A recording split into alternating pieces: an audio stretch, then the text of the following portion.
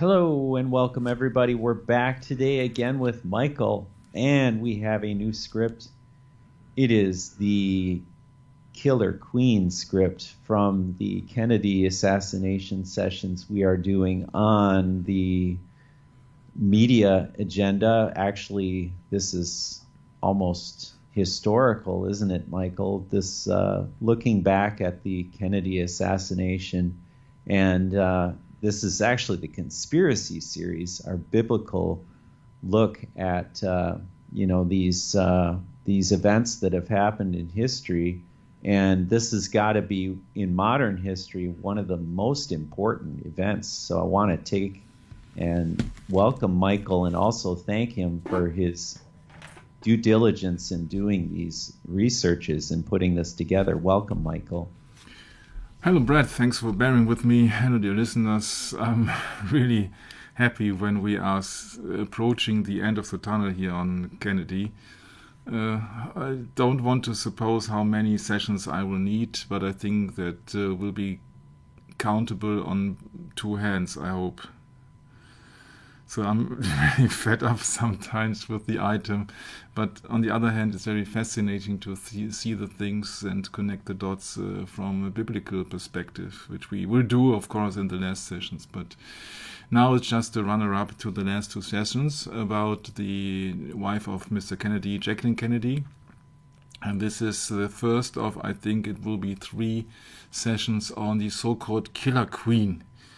Because there is a script, what I will use today, or no, what I will use in the future, maybe next time, what I can't do at the moment because there are so many things to sort out first. So this is the introduction, Killer Queen Part 1. Overall, it's Conspiracy Session 42. What to expect? Apart from my bad school English. Yeah, well, you see that you can do the usual approach and to check open doors and to check open windows and count gunshots and climb grassy knolls and don't forget sewers. Yeah, you can go endlessly in that. I hope you will see then later on it's much more interesting to look behind the scenes and not into how they did the assassination, because I think that Kennedy was killed. That's most likely. He won't reappear because he would be 105 years old today. But I think that is more interesting to look behind the scenes. Nevertheless, because everybody would point the finger and say that, oh, no, I'm too lazy, I'm too lame, I don't know what else to look into the assassination, we will have a try to look into the next upcoming item of the assassination aspect of Kennedy, which is the Killer Queen. So who killed John F. Kennedy? If it not Lee Harvey Oswald, if it was not the driver Will Greer, so then many people suppose, oh, it must be Jackie Kennedy, because she was next to him, of course. It's a miracle that she wasn't taken out. Yeah, speaking of miracles. Okay, so let's get it on. Yeah, because Jackie is the Pink Panther, and Jackie is not only the Pink Panther, but Jackie is also the elephant in the room, although this elephant seems to have a good time near the lake. But Jackie is the elephant in the room, because in the mainstream media, nobody won't dare to touch the role model of Jackie Kennedy as one of the most well-dressed women of the 20th century, if that is important to you. Yeah. What is superficial? That's superficial. So I don't want to be superficial. I just want to know what's what. So therefore, let's have a go for it. I was being informed in my German channel that there are some errors. I know that I made some minor errors, being at the background of the Kennedy Zapruder movie picture 1 and 2 because of my bad geometrical understanding. I know that I made that mistake, and I know that I said in one of the last sessions that Gerald Ford's supposed to be in Dallas at the time. No, he wasn't, but I have corrected it in the German session. I cannot correct it here.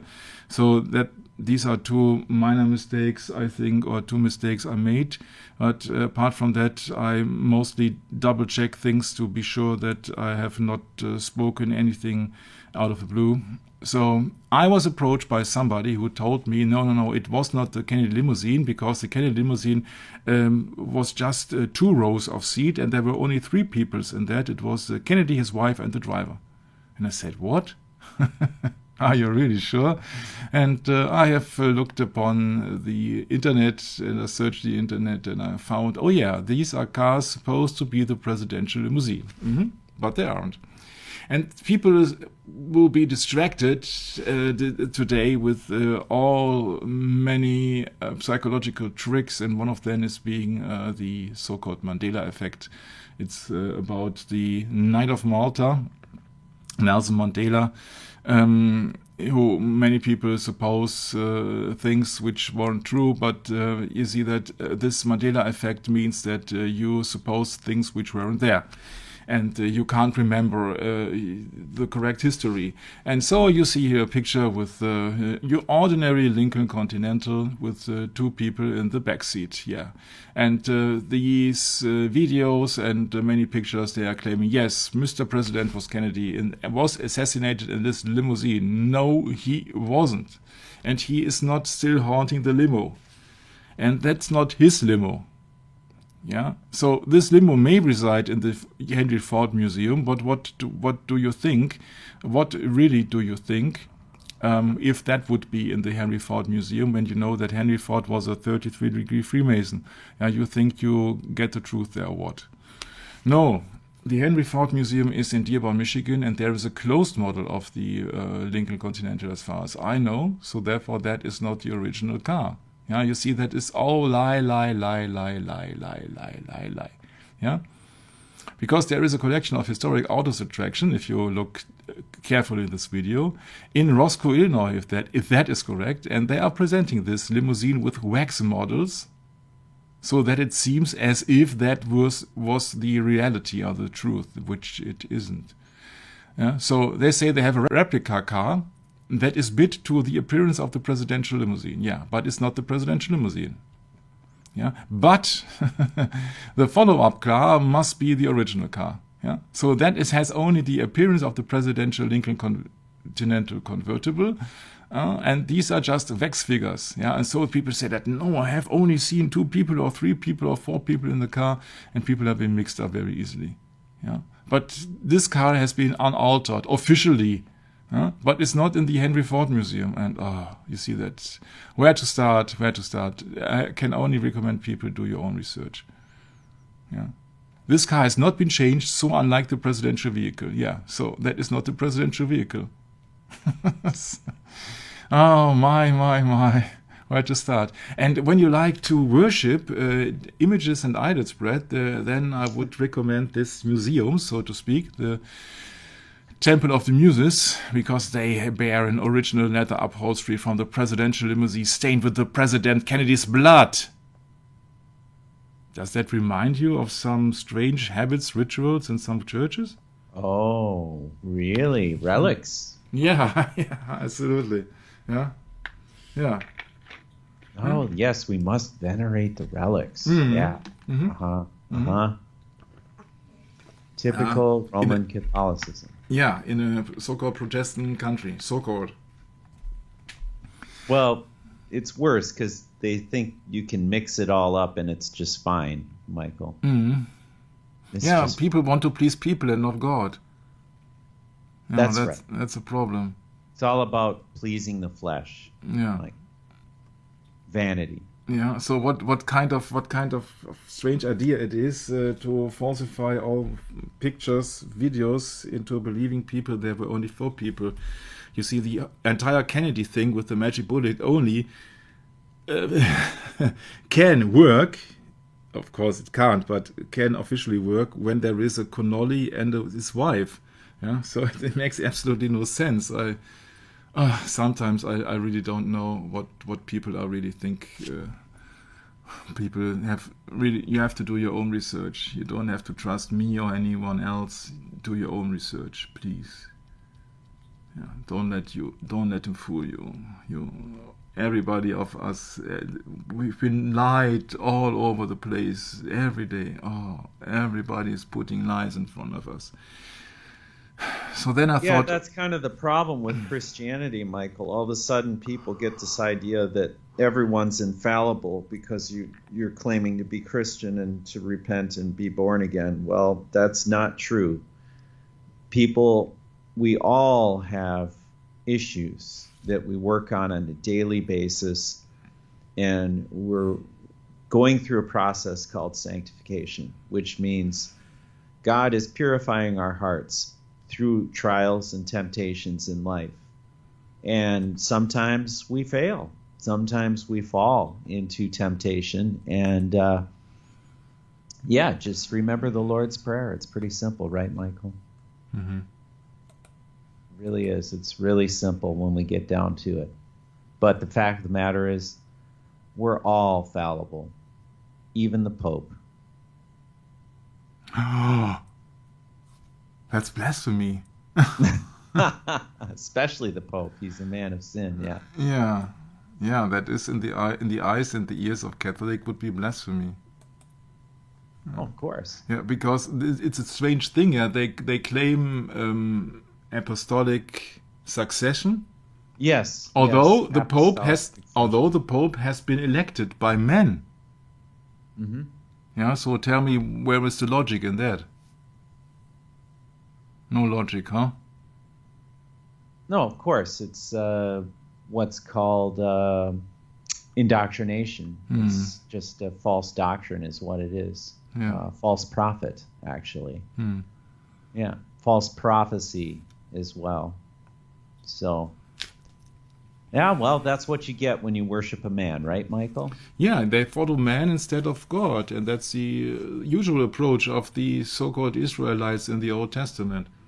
I mean, how childish can you be calling a man Holy Father? I mean, it's blatant blasphemy, just point blank. Point blank. No excuse for it, Michael. I would be very curious to know what the percentage of average Catholic people is who have read the Bible. Ooh, you're asking a really tough question to infallibly answer, but I think any one of us can pretty much guess on that one. Yeah. It's got to be close to 100%, I think. But that's just my opinion. No, I think that the majority of people don't read the Bible. They just trust the word of their priest, pastor. Well, even worse, throw in the corrupted Bibles and, And I guess everyone's got their own opinion about the Bible too, don't they? Yeah, can you imagine the mindset of somebody who is deliberately forging the Bible? Yeah, well, that's the spirit of Antichrist, Michael. Yeah, it's unbelievable. Huh? How can that's the spirit of Antichrist. How can it's really simple. How can you have a fake Bible translation on purpose, and then you put on the cover of that book, you put up the inscription Holy Bible or Holy Word of God or something? You can make a Holy Bible for Satanism too. Yeah. I mean, that's essentially what that is you've replaced the truth of God, the truth about God, with a lie. Mm-hmm. So, you have your place reserved in the lake of fire at the end of it all. You might have great riches and wealth right now, but... Yeah, but they don't care, Brett, because they don't believe in it. Well, that's just it. Yeah, they just don't believe in it. They just believe they are, I don't know, they're Big Bam or something, I don't know. Big Bam Boom. Or any other stuff, any mystics. It's the opposite of Christianity. It's the opposite of true repentance and sanctification with our Lord Jesus Christ. It's the exact opposite. You see, if the Pope says that the evolution theory is perfectly in line with the creation, then you're free to believe everything. Think what you will. Believe what you want. Do what thou wilt. Mm-hmm. Yeah. Is it correct that I read that he wanted to baptize even aliens, so from outer space? Yep. Of course, Bring them into the Catholic fold. Yeah, right. Mm-hmm. Yeah, that's their line of thinking, Nothing was created by God. It was all created in, chaos. Yeah, right. Chaos. Order up chaos. Okay, so let's go back to this Kennedy assassination. I came across that book and I thought, The Girl Who Shot JFK. And I said, oh, that sounds interesting. And I looked at it and said, oh, a novel. Great. So mixing everything up, even pictures. Yeah. What's that kind of a car? What's that kind of a front? What's that kind of motor cops who never were there? And is there a motorbike cop? Is there somebody running? is that a new world record, or what is that? What on earth is that all about? That is Photoshop. Yeah. Don't tell me that the official commission and government did not have any Photoshop in the 1963 style. They certainly did. Well, when you have enough money to work on things like this, you figure things out. Ask the experts. Yeah, that's right. Yeah, but it's hilarious. You see, that picture is never picture 313 from the Zapruder movie. That has been mixed up and copied and what else? My. Yeah, so you see that everybody is trying to fool you. So I thought that, well, maybe there's some construction works for children who even got it right with the 6 people in the car. When adults got problems on that, you see that it's just unbelievable how many people also making money on that JFK assassination with books, with documentaries, with interviews, with I don't know, with stuff, with toys, with memorabilia, and what else? Yeah. Okay, so I did not want to go into the 777 because 777 is a Kabbalistic number. Say, Michael, I just want to add to what you just were talking about. Henry Kissinger has a quote here: "It is not a matter of what is true that counts, but a matter of what is perceived to be true." Yeah. It's about the disinformation agency called CIA. Exactly. Oh, Henry Kissinger would just love that, wouldn't he? Yeah. Mm-hmm. I mean, that's what they're all about, is covert operations running in parallel with their so-called good works, right? Yeah, that's a miracle. You see that how many money all these secret services are gathering, the FBI, CIA, NSA, and what else. Yeah, and they don't, yes, it's just secret, yeah? So that's how many money will there be washed, laundered, and what money laundering or what else is there possible, because you see, it's just for a secret project. You're reminding me of the book of Revelation, Michael. When we're speaking about the merchants of the earth. Yeah, precisely. And also there are many official tasks like airports in Germany who are never been finished, or they at least take 4 or 5 times what usually an Asian airport would have been built in that time. So they would have built 4 airports in the same time. And so much money has been lost there, and it's just everywhere there's money, there is corruption everywhere. But get back to the Kennedy assassination. This is confusion not by chance, but on purpose. Because when you have watched the latest episode, or the last episode from last week or so, or episode 41, then you may have come to the conclusion, oh, that's absolutely logical. It must be the lamb chop. It must be Jacqueline Kennedy, because everything would fit neatly. Yeah. But, and there's a big but, if you do research, you have to take the approach that everything can be faked, even also the alternative media or the controlled opposition or anybody else. And everybody is infallible, even the Pope.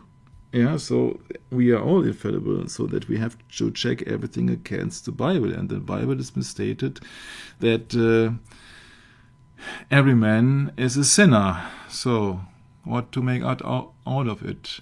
You see, I got a big problem with that theory with the lamb chop, and I will show that to you. And you say, and please don't accuse me of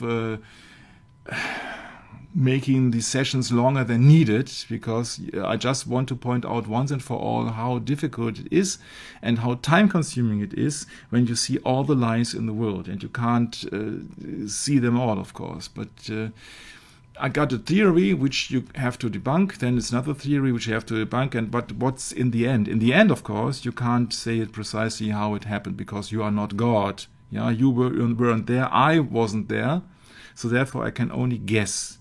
But if you look upon the theory from last week with the lamb chop, then we got several problems. The problem is that people are supposed not the people who has been the people explained in that kind of theory. So officially, that guy here in that last episode, supposed to be David Morales from the CIA. Yeah, you see that is the picture of David Morales from the CIA. Looks a little bit Mexican or what else? Yeah, David Morales from the CIA. Yeah, and that is supposed to be that guy. But, and it's a big but, now we got somebody else. The names is Jim Featherston. Jim Featherston, standing here.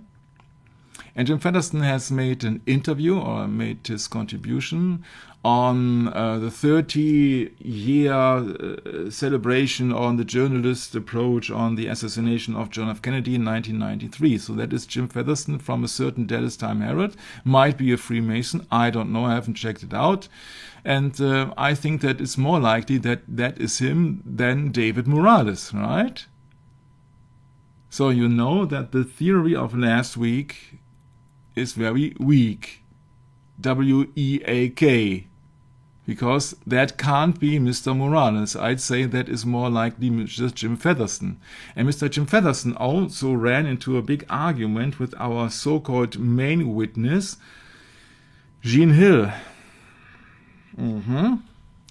So, most likely he was there on the day of the event. And he says that out in the corner of Main and Houston Street, yeah, so the second to last corner, so to speak, he was there being photographed. And you see here Jacqueline Kennedy giving salute, so to speak. You see the raised side window here. That might be the photograph here. Looks very similar here. So that is not David Morales, in my humble opinion. Yeah? So I would debunk this picture on that position here. Of course, can be photoshopped. Sure, everything can be photoshopped. But you see, you got an argument and you got a counter-argument. And I would like to show you these counter-arguments. Yeah, so officially he says that he was there in Dallas and he was on that corner standing there when he was depicted on that photograph. And this is Lucien Conain, most likely, if that is also not photoshopped, of course. But then you can't look at any pictures and videos. Yeah, you have to suppose that everything is photoshopped. So let's get it on. This is most likely Mr. Lucien Conain, but this is most likely not Mr. David Morales. Let's get it on. The next position is that woman here. That woman is supposed to be Baroness Philippine Mathilde de Rothschild. Yeah, Rothschild, who is supposed to be born 30 years ago. So on her 30th birthday, she was supposedly watching the JFK assassination, or the JFK parade, sorry. Yeah. But there is also Betty Dragoo, who says, hey, oh yeah, that's me. I don't have any photo of Betty Dragoo, but at least she was mentioned in the original investigation of the assassination from the Warren Commission, a certain Mrs. Barney, or nickname Betty Dragoo, not Betty the bird, but Betty Dragoo, or the dragon, in West Brooklyn in Dallas. Yeah, so whom to believe? Yeah? Whom to believe? You can't say because you weren't there and you haven't interviewed these people and you don't know who's lying to you and who's photoshopping, who's mixing all the pictures. You don't know. You can't say anything about that.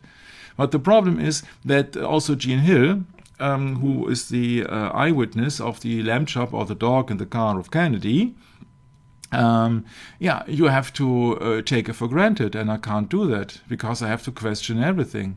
Yeah. So sometimes I'm really sorry, and I think to myself, haven't I started on that old Kennedy thing? Because whom to believe? Yeah, because Jean Hill was talking to Mr. Arlen Specter. That's the inventor of the so-called single bullet theory, 33-degree Freemason, by the way. She said that she was being asked by Mr. Featherston, yeah, so not the Mr. David Morales, but Mr. Featherston, that she was handing over the Polaroid of Mary Moorman standing beside her because he wanted to have that Polaroid for a certain reason, and she claims that he ordered her to not to say some particular things, for example, maybe also the dog in the car. So whom to believe? Do you believe Mr. Jean Hill, or do you believe Mr. Featherston? Mr. Featherston officially is working for the Dallas Times-Herald, so in an official position, most likely connected to Freemasonry. Jean Hill, on the other hand, has another problem. Jean Hill says has changed her testimony a bit from time to time. And Oliver Stone, on the other hand, is portraying Mr. Featherston as a sinister conspirator attempting to intimidate a key eyewitness. Speaking of Jean Hill, is it what's really happened? Nobody can tell you. What I can tell you is that you got a next problem. The next problem is if you rely on eyewitness like Jean Hill is claiming that this Dealey Plaza was kind of a restricted area. So what did she do there? Yeah, she was there because she wanted to greet her so-called boyfriend or friend at that time, which is official J.B. Marshall's name to the officer, J.B. Yeah, so that was the reason why she was allowed officially, what she was stating, at the Dealey Plaza. So that means that she's got, officially, a friend in the Dallas Police Department. Now we got another problem because the head is Jesse Curry, and he's a 33-degree Freemason. So whom to believe? If that really was a restricted area in Dealey Plaza, then everybody, all of the eyewitnesses are suspicious. You see, that is my point. You can't rely on the eyewitness. You have to make your own conclusions. And that might be a bit disappointing, but you see that I just want to point you to the fact that we have to deal, for the majority of parts, with sinners and people who are just putting under pressure and everything else. Yeah, whom to believe? Whom to believe? Somebody who is working for the newspaper or somebody who has a friend with the police? Yeah, so they are both no lay people or just regular citizens or bystanders or what else. No. They do have some connections to authority, let's say it on that way. Yeah, and maybe that was Betty Dragoo or somebody else, but there are also other people claimed here, or Ocus Campbell. You see, all these people could be CIA agents. All these people, these names can be made up. Yeah, we can't prove anything. Yeah. We can't prove anything, and you also cannot prove the location of the shot, because if you see how many houses are located here in the streets, and you see that the echoes are bang, bang, bang, you see that you can't make it out if the shot would be coming from the 6th floor Texas Schoolbook or the Deltex building, I suppose. Yeah, if you're standing here, you can't make it out. You see, you got the echo, echo, echo, distraction everywhere. So whom to believe? Yeah. The biggest argument against the theory of the lamb chop is actually this picture. Why? Because if that would be the murder weapon or kind of the structure of the murder weapon, why are they showing you that on purpose or by accident or what? Why not to get rid of the the things? Why don't you get rid of the proof? Why are you showing it to people? It would be very easy for Jackie or somebody else to fetch that from the back of the car, don't you think? So I got my severe problems with the theory that it had been made that way. Yeah. But that's also the problem, how to rely on who's who. Well, maybe that was Hunt, maybe it wasn't. I hope that we will find someday the truth. I know that everything is complicated because everything is a Secret Service organization and a Secret Service cover-up here. And of course, JFK was being admired by many, many people. He was young, good-looking, and of course the president, and therefore many people also from Georgetown and the CIA, for example, Mary Pinchot, these people were maybe being pushed towards Mr. Kennedy to get some secrets out of him. That's just my line of thinking. This is Mr. Kennedy in the 1947, so at the age of 1917, 30 years old, when he was just approaching the Senate. Beside him is Richard Nixon here, and you see how young Mr. Kennedy was at that time, was just 30 years old. And what do you know when you are 30 years old? Huh? Yeah, 30 years later he was running for the presidency. And then we have to cover up all the lies. The next problem that I have really got is that picture 313. I have to simply question why this picture has not been censored, Brett. Well, I guess they're gonna fool you. They gotta have some proof that it actually happened, don't they? Yeah, but the problem is you know that these are just certain frames, and this is the only frame which shows a white smoke or so above the head. And we know about this CIA film specialist who says that no, that smoke was visible for 3 of 4 frames. And these frames are missing, so that is the only frame left which shows the impact of the bullet or something spraying out of Kennedy's head. But it would have been very easy for that one frame, single frame 313, Brett, to just paint it over with some other green paint or something like that. I don't know, in the analog age, of course. But this clearly shows a trajectory here, or something like that, or an ejection or something. And that's what I'm having a hard time with. You see that I just told you a few sessions before, everything that you see, it's ought to be seen, and everything you don't see is the way that they have done it, because you're not supposed to see it. It's a secret service. It's not a service for educating people how to make an assassination, but the secret service is there to hide the methods of the assassination. So these are my arguments against the theory of the lamb chop. Yeah? First argument is that I cannot trust anyone on the grassy hill because it was restricted area. Second is I can't trust anybody who's related to the Dallas police, like Mr. Hill. And the third one is the picture of the lamb chop in the car. And the fourth one is the frame 313. You see, they got more than 5 years, or about 5 years, to fabricate the Zapruder movie. Yeah, don't you think they had enough time to fabricate frame 313? So maybe that is also not trajectory, but it has been made up. Can be. Can't be sure. Can you be sure it has not been fabricated here? So these are my arguments against theory. Don't be disappointed, please. I will come up with a theory of my own, or not of my own, but a combined theory of many other things. But at the moment, I'm very busy with that. So the president was rushed for the 3.8 mile, congratulations, 11 once again, to the Parkland Hospital. And Mrs. Kennedy supposedly refused to remove her blood-stained clothing and reportedly regretted having washed the blood off her face and hands, explaining to Lady Bird Johnson that she wanted them to see what they, who's they have done to Jack, meaning John F. Kennedy. So, once again, this is by accident now a color picture. And what does Wikipedia tell you? She has not having washed the blood off her face and hands. You see any blood? Question, why are the most pictures of that incident or that inauguration of Johnson black and white? Well,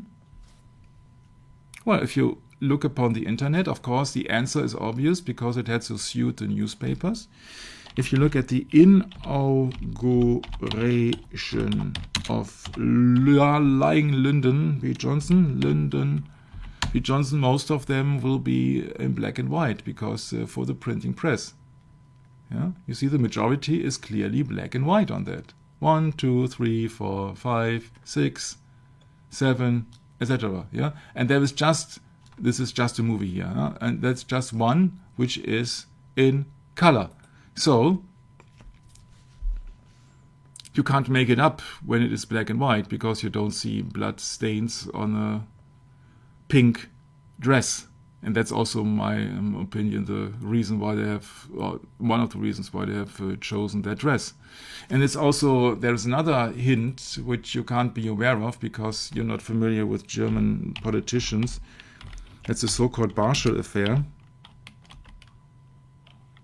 There's a famous picture in a bath tube where this German politician has been found, officially committed suicide. But unofficially, there are some people, including, I think it was an Israeli agent, who said that, oh, there's a certain professional method to get rid of people. And you see, that is the awful picture of a German politician who has left his wife and 2 children, and he officially committed suicide in a Swiss hotel, which was very infamous for being a meeting place of agents. So you know, or you don't know why they have officially been published this picture in one of the biggest German magazines of that time. Can you imagine that you see a black and white picture on that Stern, which means star? I don't know when it was. Was it in 1987 or something? I think it was 1987. Why should anybody publish a black and white picture? Yeah, 1987, 11th of October 1987. That's Uwe Barschel. Yeah, that's that politician here. And researchers have found out that he was against a deal about nuclear or not nuclear submarines, vessels to Israel or something like this. This was the official explanation. And he was about to meet with somebody in the Swiss hotel. And yeah, you really think that somebody who has two adult children and a wife is committing suicide with a suit in the bathtub, yeah, right? That's the usual approach, huh? My. It's really disgusting, but the problem is that, no, they have shown you a black and white picture here on that magazine in 1987, because you don't see the artifacts on his foreskin, yeah? There were hematomes. There were blood also on his foreskin, on his forehead. Yeah, forehead. And that's maybe also the same reason why they're just having the inauguration of. Yeah, you see, no color picture of Mr. Barschel in the bathtub. Yeah, on purpose, because you see hematomes. It is, what is it in English now? Hematome. Hematome. Yeah. Hematoma. Yeah. You don't have to believe me, but it's just a very it is just very obvious that there are many things are being faked on Wikipedia. Yeah. Where are color pictures of it? Because I have seen one.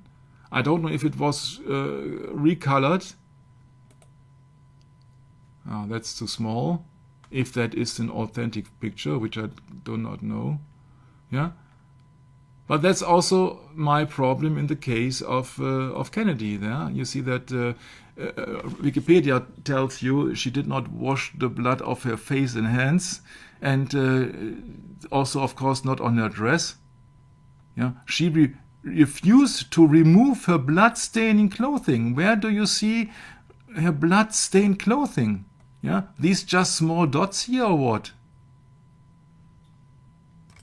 A few minutes ago, you have seen how the back of the car looked like. Yeah, And you really suppose that she's having the same dress 2 hours later? That's the same dress? I highly doubt that. Yeah, she continued to wear the bloodstained pink suit. I highly doubt that. But there are more strange things. She requested a closed casket overruling the wishes of her brother-in-law, Robert. Yeah, why is that, you might ask, huh? Privately, his widow, speaking of Jackie Kennedy, cared little about the investigation, stating that even if they had the right suspect, it would not bring her husband back. Oh, that is very interesting, because she could be next, Brad.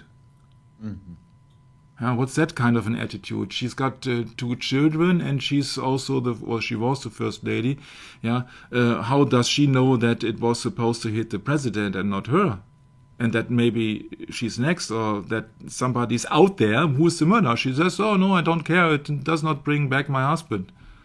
A strange attitude, huh? You believe that, I don't believe it.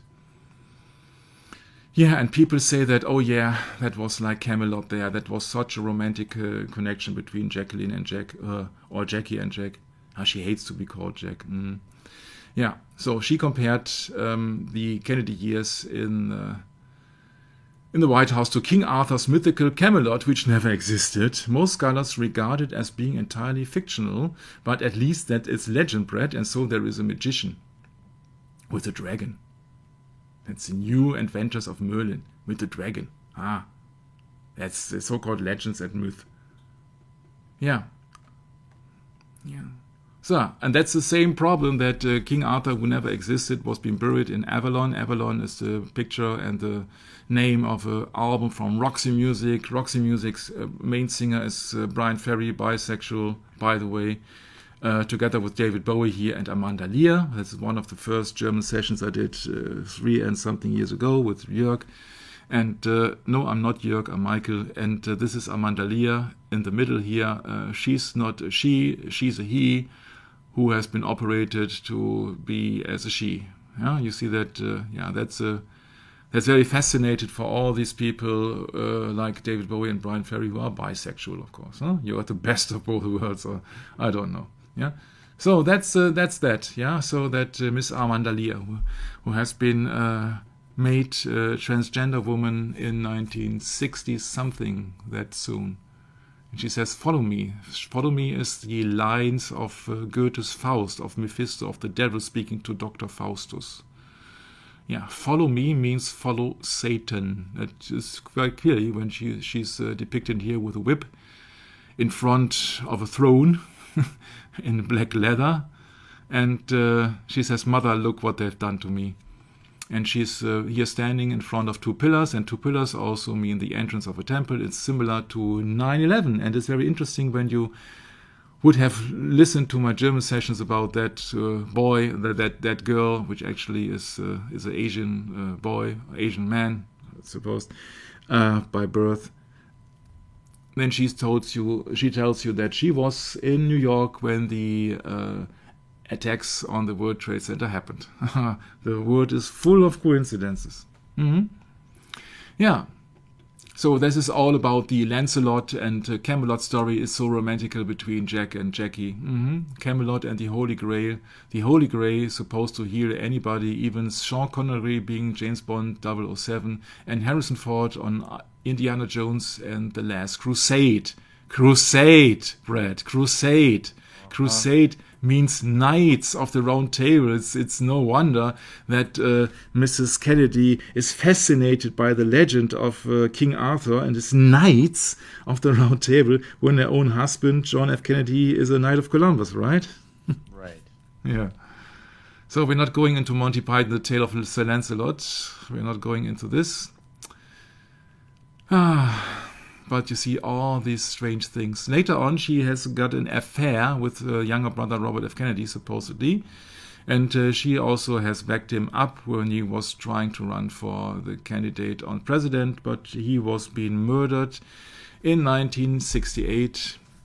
In June 1968, he was 42 years old. And then Mrs. Kennedy, Brett, she says then, after the killing of Robert Kennedy, she says, if they're killing Kennedys, then my children are targets. I want to get out of this country. That's quite contrary after the reaction after the shooting on John F. Kennedy, which took place inches beside her. Huh? Now, out of a sudden, she has to get out of the country. Yeah, you see, but the real reason why she had to get out of the country is that guy Aristotle Onassis. Don't believe anybody. Yeah, because she was not her longtime friend. Yeah, they two have met 6 weeks before the assassination in October 1963 already, and they have been met for the first time, if I remember correctly, in 1958. A long-time friend, yeah, a long-time, friend. Huh? So therefore, she lost the right to Secret Service protection, which is an entitlement of a widow of a United States president. Yeah, but then, and you live on an exclusive island, where do you need Secret Service protection for? Huh?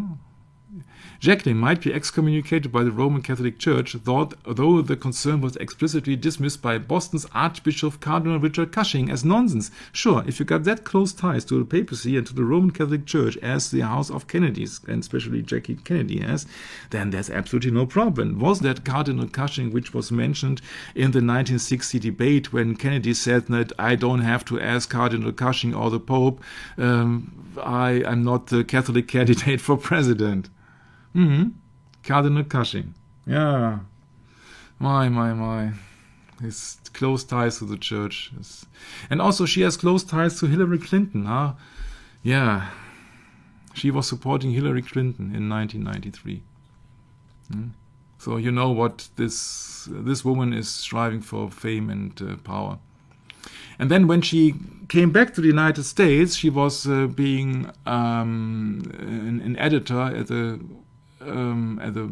newspaper, Viking Press. Yeah, she was also being a part of the team who has then later published the novel "Shall We Tell the President?" In their edition, a plot to kill the President of the United States. Then Edward Kennedy is foiled by FBI. Huh? How convenient. How convenient. And people said that, oh, yeah, the US edition was published by Viking Press, where Kennedy's sister-in-law, Jacqueline Onassis, was then a consulting editor. Although she was not involved, she was criticized for not trying to deter her employee from publishing a novel about an assassination plot against a member of the Kennedy family. Yeah, well, I'm not surprised. Let's get it on. In the early 1990s, Onassis, meaning Jackie Onassis here, that is just missing here, and that you don't be mixed up, confused, supported Bill Clinton and contributed money to his presidential campaign. Bill Clinton, who said that he had never a sexual encounter with Mrs. Lewinsky, huh? And that looks a little bit like Photoshop here, can't it be? This towel here, Brad, it looks very strange. Yeah, it does. I agree. So, you know what to make up of her. Yeah, you see that in 1993 November, she was thrown from a horse, and the funeral mass was held a few blocks away from her apartment at the Church of St. Ignatius Loyola. What do you expect from a Kennedy Onassis when you know that Kennedy had a Douay Rheims Bible, speaking a Jesuit Bible? And this is all Jesuits everywhere. She has also got a Jesuitical confessor. Yeah. And the public has also only to see her public appearance like a well-dressed, educated, French-speaking American first lady. Yeah, this is the official portrayal of Jackie in the White House. When she married Aristotle Onassis, her popularity caused to decline, who viewed that as a betrayal of the assassinated president, which it was, most likely. Her lavish lifestyle as Onassis' trophy wife, in contrast to the shy, selfless, and sacrificing mother of the American public had come to respect as First Lady, led the press to portray her as a spendthrift and a reckless woman. Yeah, well, what is the symbology of that picture, Brad? Yeah, she looks happy, though. Huh. Yeah, you can't look in her eyes. Yeah, she has to hide something. Oh, of course. Oh, yeah. Well, that's typical of anyone that, is doing something suspicious, right? Yeah, trophy wife means a negative pronunciation. Connotation, for a good young lady who marries an older and very successful man. Yeah? Here you got another example. She's called Anna Nicole Smith. Happens to be a Playboy bunny, or maybe even Playmate of the Year, don't know. And she's marrying Mr. J. Howard Marshall. He's 89 and she's 26. I think that's not the biblical approach what marriage is supposed to be for, Brett. No, not even close. Not even close. So that's purely about the money. And maybe that's also a little bit in favor of that billionaire here. Because maybe he thought, I don't know, he thought that, okay, that maybe I won't last, they won't celebrate 25-year anniversary on the wedding, most likely. So he thought, okay, that maybe she's that nice, and maybe I want to give her some security. Or I don't know. You see that you can't tell. You're not God. We are not judging anybody. But maybe that was also a nice move of him. I don't know. Maybe she's just a honeypot, or she's just money grabbing something. I don't know. I don't care. But it's very interesting. I have not looked it up in the English Wikipedia. But after the death of Mrs. Smith, who was then 39 years old when she died, imagine that. Yeah, there was an accusation against her former friend called Howard Stern and two other doctors about a conspiracy about medication on a drug abuser, speaking of Mrs. Smith, illegal medicamentation. Yeah, that's very interesting here. But you can look at that on Wikipedia, of course. And then, of course, I came up with the idea that there are some quote of Luke. Where is Luke when you need him? Luke is in the New Testament. Luke, it was 16:13 read. Isn't that also suitable for Jackie Kennedy? No servant can serve two masters, for either he will hate the one and love the other, or else he will hold to the one and despise the other. Ye cannot serve God and mammon. Yeah, so God is the opposite of mammon. Also, mammon is just a pagan god, which is about materialism, all about the money. Yeah, and that's a problem. I now got a big problem because I forgot to translate that into English.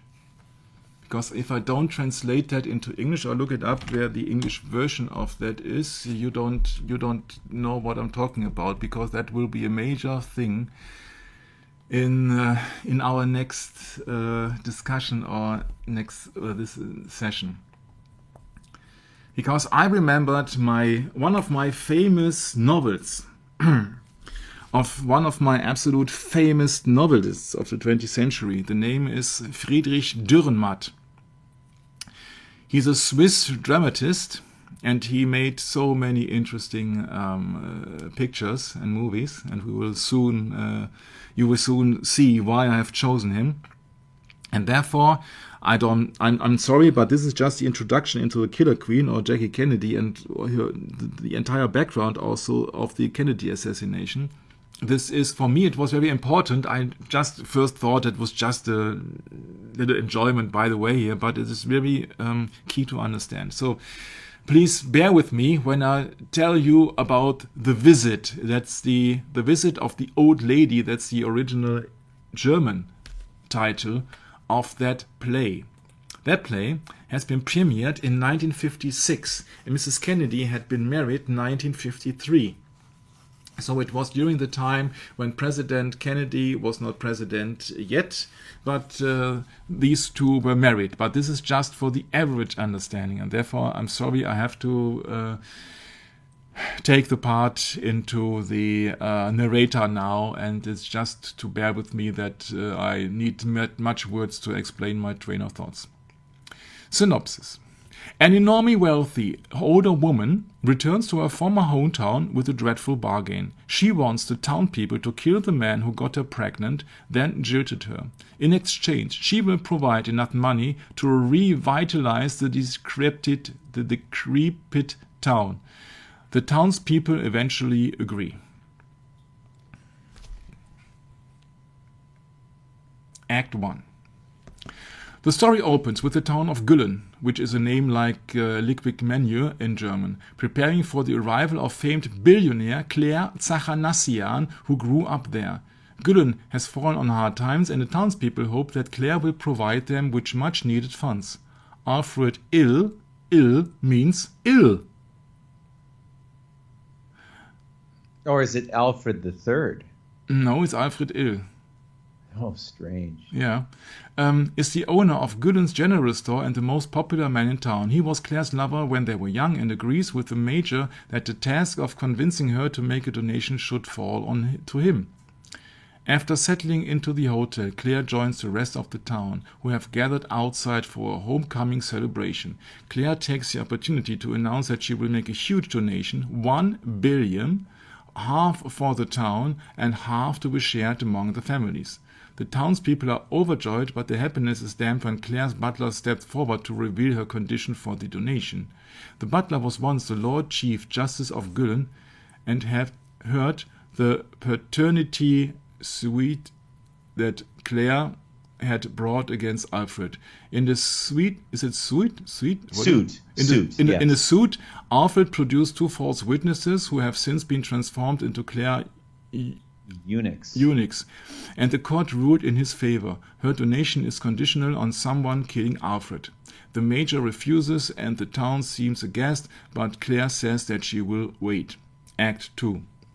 As time passes, Alfred becomes increasingly paranoid as he sees everyone purchasing especially costly items on credit in his shop. Alfred visits the police officer and the mayor, who have also bought new expensive items, and they dismiss his concerns. He then visits the priest, who attempts to calm him but finally admits they have been paid off and advises Alfred to flee. Alfred heads to the railway station to escape, but finds that the entire town is gathered there. They ask him where he is going, and he says that he is planning to move to Australia. They wish him well, again assuring him that he has nothing to fear in Güllen, but Alfred grows increasingly nervous nonetheless. The train arrives, but he decides not to board, believing that someone will stop him anyway. Paralyzed, he collapses in the crowd, crying, "I'm lost." Act 3. Claire weds a new husband in the Güllen Cathedral. The doctor and the schoolmaster go to see her and explain that the townspeople have run up considerably debt since her arrival. The schoolmaster begs her to abandon her desire for vengeance and help the town out of the goodness of the heart, or her heart, and also because it would be a good business. They need her money merely as profitable investment, and the city, despite its current ruined state, has great economical potential. However, Claire informs him that she knows that quite well and herself that caused Güllen to fall on hard times to ensure that the people would do anything for money. Alfred's terror grows as the townspeople buy more expensive products on credit. Hearing of Claire's wedding, reporters are everywhere, and they enter the store to interview Alfred. The schoolmaster, drunk, tries to inform the press about Claire's proposal, but the townspeople stop him. The schoolmaster and Alfred have a discussion, and the schoolmaster explains Alfred will be killed. Alfred accepts his guilt and acknowledges the town's suffering is his fault. Alfred is then confronted by the major, who asks if he will accept the town's judgment. Alfred says that he will. Claire tells Alfred that she never stopped loving him, but that over the time her love has grown into something monstrous. When Alfred arrives at the town meeting, it is flooded with the press, and the town publicly announces their acceptance of Claire's donation. The inhabitants then go through the formality of a vote, which is anonymous, and the mayor states that they have Alfred to thank for their newfound wealth. The doors are locked and the lights dimmed. Alfred is killed by a crowd of townspeople. Just as a reporter reappears in the auditorium, the doctor announces that Alfred has died of a heart attack. The reporters gather and declare that Alfred has died of joy. Claire examines the body, gives the major his check, and leaves the town with Alfred's body in the casket that she brought with her when she arrived. Now, if that is not a story about greed, and vengeance and the power of money. No? So that is a story here, that is fictional. But, and now comes the but. Switch back to the...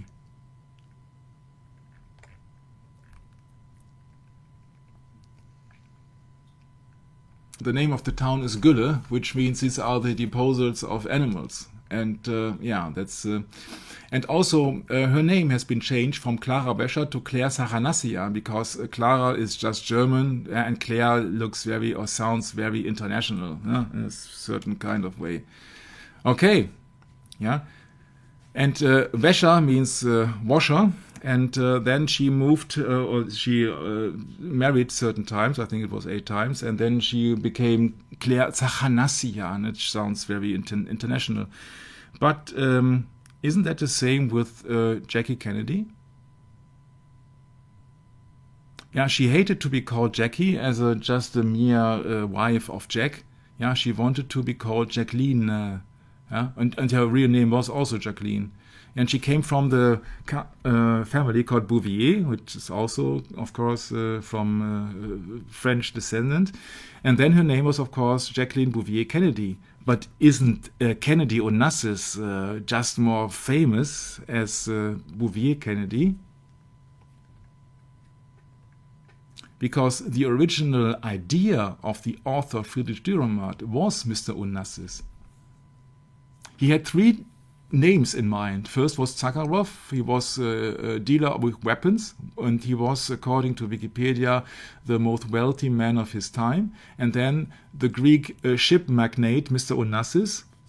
And then it was Mr. Gulbenkian, which was a developer and an engineer, British engineer, etc., etc. So the name of Zachanassian is a combination of Zaka, Nassi, An. Yeah? So there's Onassis in the middle of it. And of course, Mr. Onassis had a fleet of ships. And what do these ships carry, Brad? Tankers. What do they carry? So, oil, of course. Yes, oil, of course. And therefore he was, of course, for the Vietnam War. And of course against Kennedy. Yeah? That's quite logical. He was a Surrey military knight of Malta. Of course he's for the war. Yes, that's right. It's just plain simple. It's SMOM, yeah? It's military, yeah? You need oil for tankers and planes and everything else.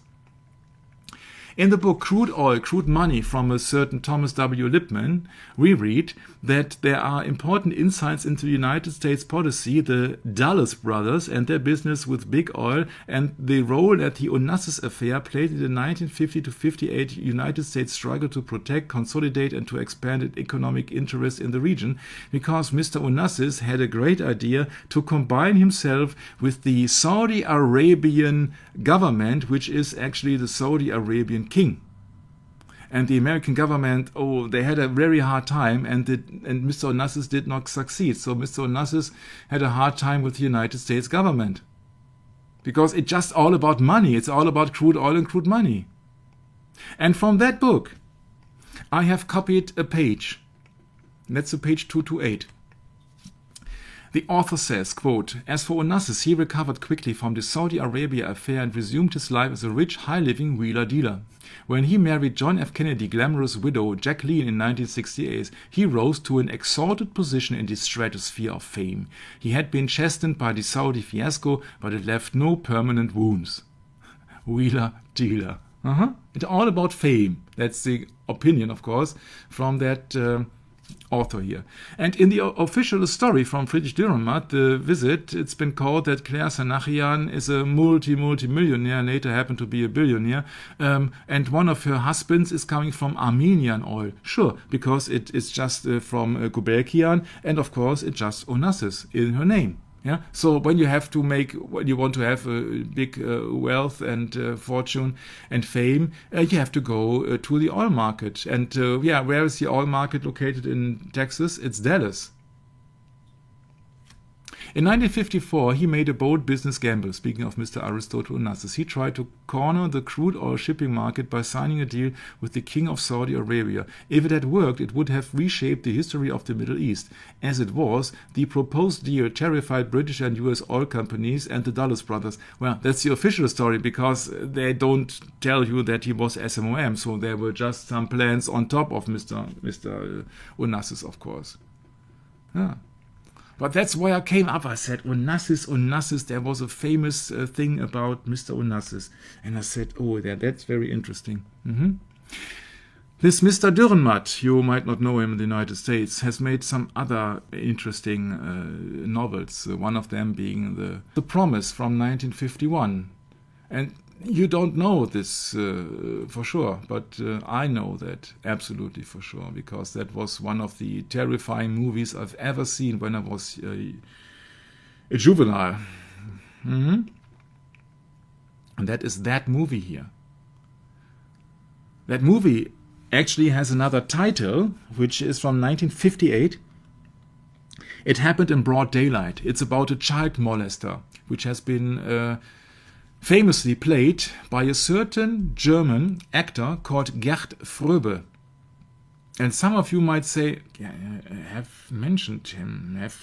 I know that name somewhere. And Mr. Fröbe was so great in playing here the sorcerer to deceive the young children. He was so great in that he was being selected, after Orson Welles has signed off, by a certain English producer called Guy Hamilton. Fröbe played his role so well that he was chosen to play Ulrich Goldfinger in James Bond Goldfinger in 1964. And some of people I found out, they claim, oh yeah, he's similar looking like Mr. Hermann Göring from the Third Reich. Well, people, there are 20 years difference, if that is correct. And sorry, sometimes you have to just use common sense. And in the James Bond movies, it's very interesting, because in the James Bond movies, you have some allegations to real happenings, and they just make fun of you. Yeah, because in the 1971 movie Diamonds Are Forever, do you know the James Bond movies, Brad? Oh, of course. Okay, of course. So yeah, very popular when we were growing up. Okay, so in the that's 1970s, true in Germany as well as the States, isn't it? Yeah. Mm-hmm. Yeah. And in 1971, James Bond, Diamonds Are Forever, they are just having a tale of a moon buggy there. Yeah, they are just showing a moon buggy, which was inspired by the NASA lunar rover. And I said, oh yeah, that is the NASA lunar rover. That is your real umbrella man. Yeah, you know that umbrella man from the JFK assassination where everybody talks about. Yeah, I know it's just a joke, but it's just only half a joke. Because think of it, yeah, you see that the Umbrella Man was 1963, okay? Yeah, everybody can agree on that. Yeah, it was 1963. Let's get this picture here and let's copy it into the script. So that was 1963. Yeah, and 6 years later, the supposed moon landing was, and they had nothing else in mind, but that's an upside down umbrella, come on. At least it looks like. Yeah? So I think they are making fun of us.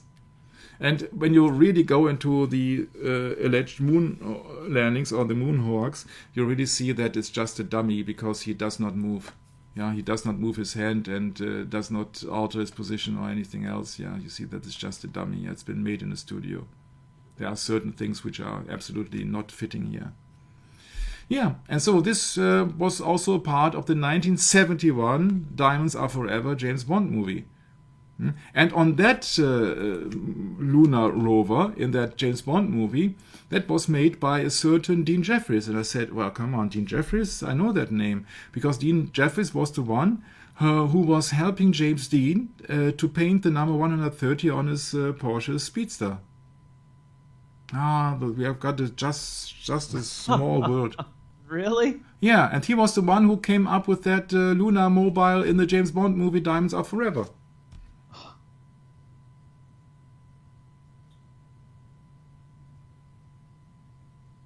This is James Bond, huh? They are making fun in the James Bond movie, making fun of the moon landing. That is Sean Connery here.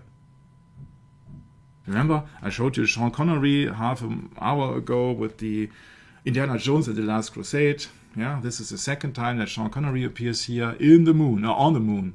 Yeah? Without protection, huh? And without any stars. And with the globe. Right. My. So they're making fun of you. They're making fun of you. When was Operation Capricorn, that movie? Or a strange thing happened on the way to the moon? Operation Capricorn was 1977 when they made an official movie about the fake moon landing. Yeah, Operation Capricorn. Don't know if you know that. Yeah. Of course, everything is fake. But, and it's now a big but. It's very interesting because they only also rely on the Kennedy thing. Yeah. And this is in a 1964 movie called Goldfinger. And I stumbled upon that item because of Gerd Fröbe. Because Gerd Fröbe is the villain here. Maybe the most famous Bond villain of all times. And Gerd Fröbe played the child molester in It Happened in Broad Daylight, which was based on the novel of Friedrich Dürrenmatt, The Promise. Which was another novel by Friedrich Dürrenmatt because he's also made The Visit of the Old Lady with Claire Zachanassian, where Onassis has been incorporated in that name. You see that I would like to show you my train of thoughts here. Bam, bam, bam, bam, bam. That's where I look everywhere and I say, does it have some combination? Because if they mock us into the moon rover with the alleged moon landing 1.5 years ago in 1971, they will maybe mock us on some other occasions because James Bond is to be a member of the Secret Service, right? So in this Elite Kino or Elite Cinema in Germany, it says Sean Connery, Gerd Fröbe. Yeah, in English you see in the trailer of Goldfinger it's Gerd Fröbe because they can't pronounce Fröbe. Yeah, it's but just so Goldfinger is a 1964 spy film and the third installment in the James Bond series.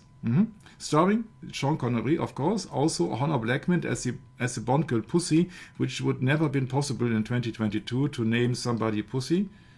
And Gerd Fröbe as the title character Auric Goldfinger. Auric means from Au, that's the chemical element for gold. Yeah, the first of 4 Bond films directed by Guy Hamilton, the guy who watched the German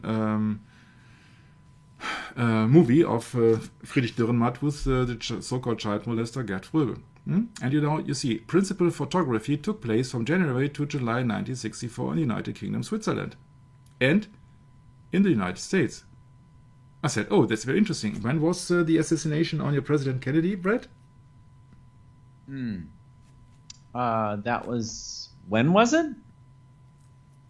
Yeah, when was the assassination on your President Kennedy?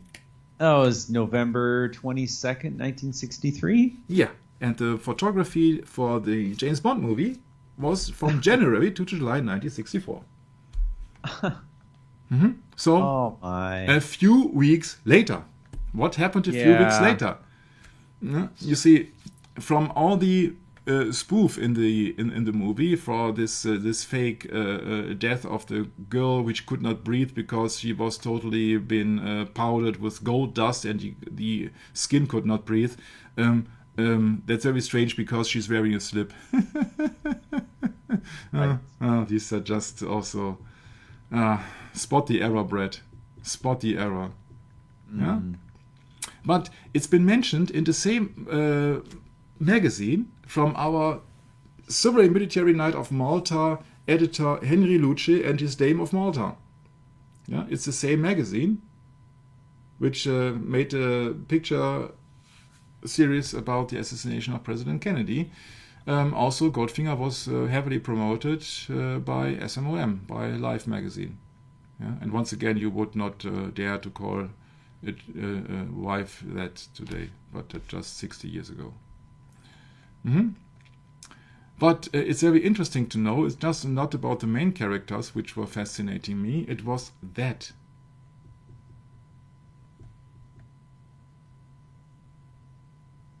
What a Lincoln coincidence. Continental, huh? Yeah, what a coincidence, huh? They could not pick another vehicle, couldn't they? It had to be a Lincoln Continental. And it could not be a white one. Yeah. And I happened to look upon that novel from Ian Fleming, which was also from the Secret Service, of course, and there was no Lincoln in that book, Goldfinger. So the crew decided that out of the blue would fit for American to write a Lincoln Continental. Sure. Also in that color, of course. Yeah. Just an average one, just a 4-seater. Huh? Not a 6-seater. Not that on the Elm Street. Huh? It's very interesting, but because if you see that the choice of cars, it's just that Lincoln Continental, which was destroyed, by the way. Here it's a car junk. Here it's a crushed car later on. Of course, it was a 1963 model, Brett. Yeah? Right. Yeah. Has something to do with the United States government. And the United States government later on provides a Continental convertible for Mr. James Bond. Has aber nothing to do with with Kennedy, huh? So far. Yeah. Yeah, and that's the problem with it. You see that they are just fooling us. Yeah, and everywhere I come across the fact that the club is very small and we do not belong in that club. Mr. George Beru was a doctor who happened to be specialized in operating men to women in Morocco, and Casablanca especially, since 1956. And among that, there was some men from the Paris club Le Carrousel who were then traveling to Africa, to Morocco, to get their operation to become, so to speak, woman. And one of them who were financing that was Aristotle Onassis. Some say that Jackie Kennedy is a transgender, which I don't believe in, but it's very interesting that also he was giving money for that kind of experience. But very interesting. Yeah, I come across everywhere. I come across that Onassis guy. It's a very strange character. Yeah, once again, this is all these people are actually males and not females.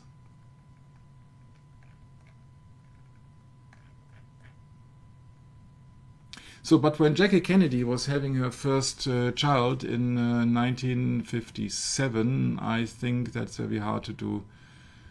And I don't think that Mr. Kennedy was into... No, but let's just skip it.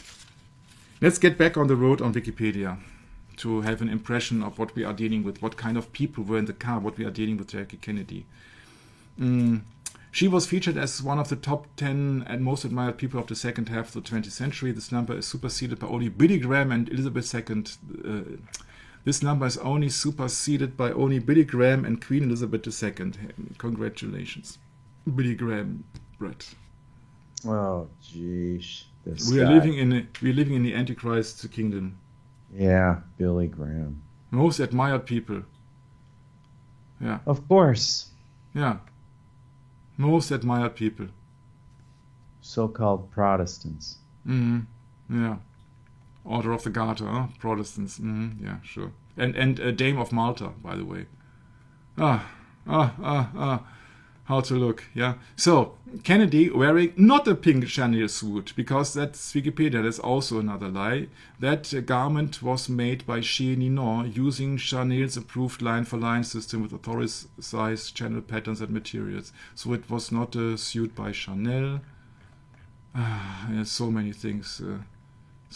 So, when a website, which is very interesting, is called allreligionsare1.org, it's just a very interesting website for real material.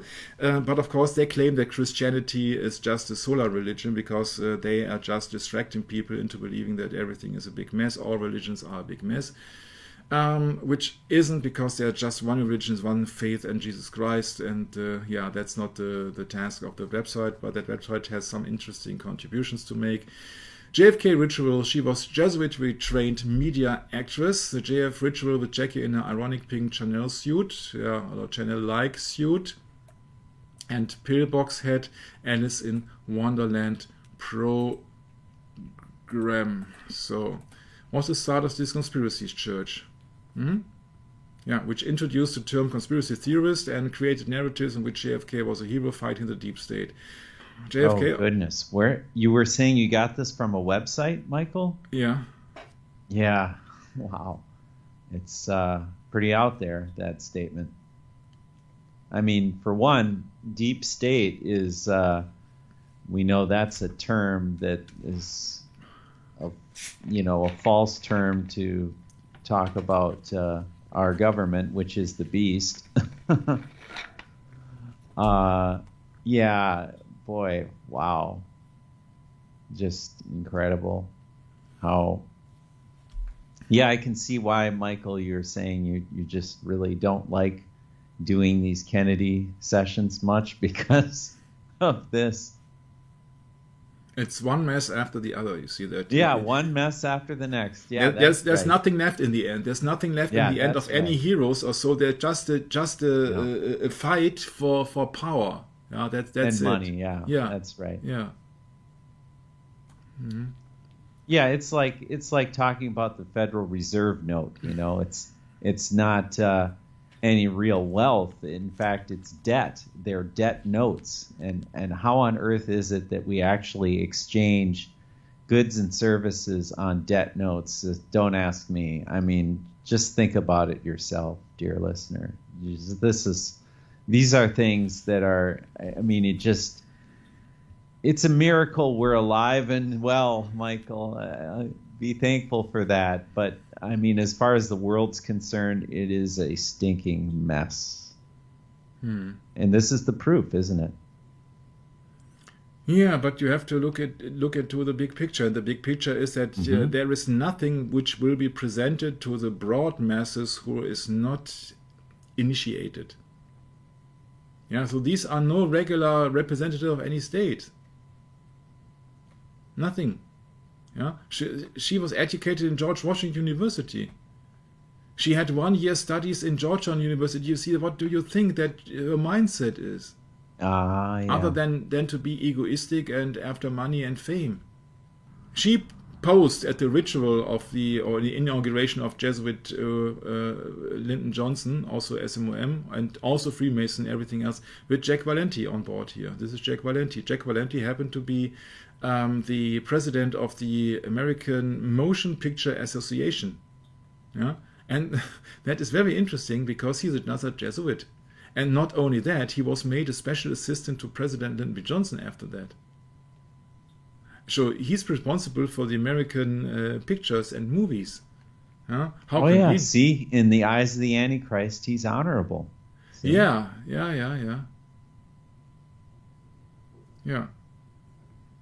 Part of the selected people around Johnson that evening.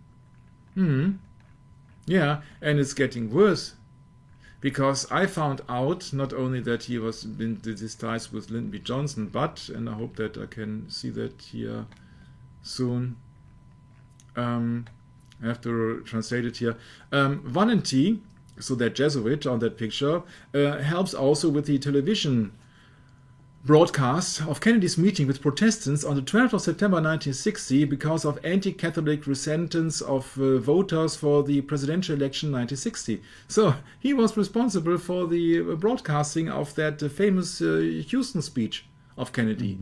I'm not the Catholic candidate for president. Yeah, so that was not only a Jesuitical script, but that was also a Jesuitical broadcast.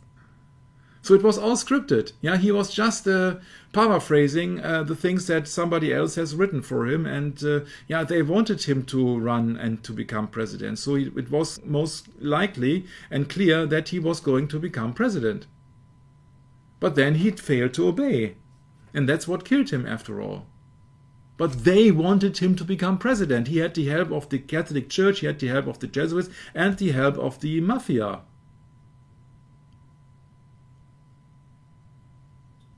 Yeah, such a strange circumstance, isn't it? Yeah, and he married one of the secretaries of Mr. Johnson in 1962. A special referent to the president. He was the best ambassador that Hollywood ever had, is a quotation of Steven Spielberg.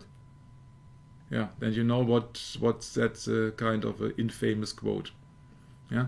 So you have only a net Catholic Knight of Malta, Joe Kennedy. You have a Roman Catholic Knight of Malta, Jack Valenti. You have a Knight of Columbus, Kennedy. You see that these are all initiated. These are no representative. It's Jesuits and knights everywhere. This is just a Jesuitical theater. I will just skip it because it's just too much and too much and too much and too much. Yeah. Yeah, but they're making fun of us. Yeah, the James Bond villain Stavros Blofeld and Aristotle Christatos, for your eyes only, was based on Aristotle Onassis and his associate Stavros Livanos. They're just making fun of us in the open. Yeah, this is just a picture here of 2001 Odyssey. Yeah, Stanley Kubrick. How many numbers of floors, Brett? 18 is that? Yeah, sure. 6 plus 6 plus 6 equals da-da-da. Yeah, sure. And you see, she's dressed like Jackie Kennedy, which means Alice in Wonderland, which means programmed. I'm programmed to help you. Yeah, and she's also programmed. She's the one who's standing out with her dress. She's not dressed as a first lady, come on. Do you think that she's dressed as a first lady? She says, oh, it was terribly hot. Yeah, no wonder when you are dressed as a wolf in sheep's clothing.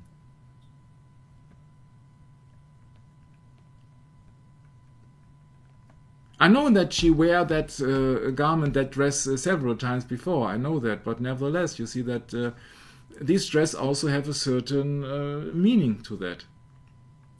The color, the dress. Yeah. So does she help him? Does she looks caring? It's hard to say on that grainy pictures there, of course. But once and for all, don't believe anything. Yeah, because Greer, the driver, was trained to accelerate and swerve if the president was in danger, but he just did the opposite. Yeah, you see that. Of course, that was just a operation, a Secret Service operation. Greer's son indicated, I have found that his father was one of the people who had no respect for Kennedy. Greer was a servant for JFK's rival Henry Cabot Lodge for many years and was a Northern Irish Protestant in an era where the Protestant-Catholic hatred was palpable. When Greer's son was asked, what did your father think of JFK, the son was silent. When the question was repeated, Greer responded, well, we are Methodists and JFK was Catholic. But you see, that's a big but. You see, got so many claims. What do you want to prove, and how would you like to do that? You have to only use your common sense. You know that this was just a marriage, or Camelot was just a fairy tale for the audience, for the broad masses. Yeah, that never happened. Yeah, they were not in love in 1963 in Dallas. Not even close. That was the first time where she agreed to accompany him on the presidential campaign. The first time. Because, you know, that officially she lost her son, and then she's just coming back since 5 or 6 weeks from a vacation on the island of Mr. Aristotle Onassis, together with her bodyguard Clint Hill. And you think that this is Camelot, huh? No. This is just disinformation.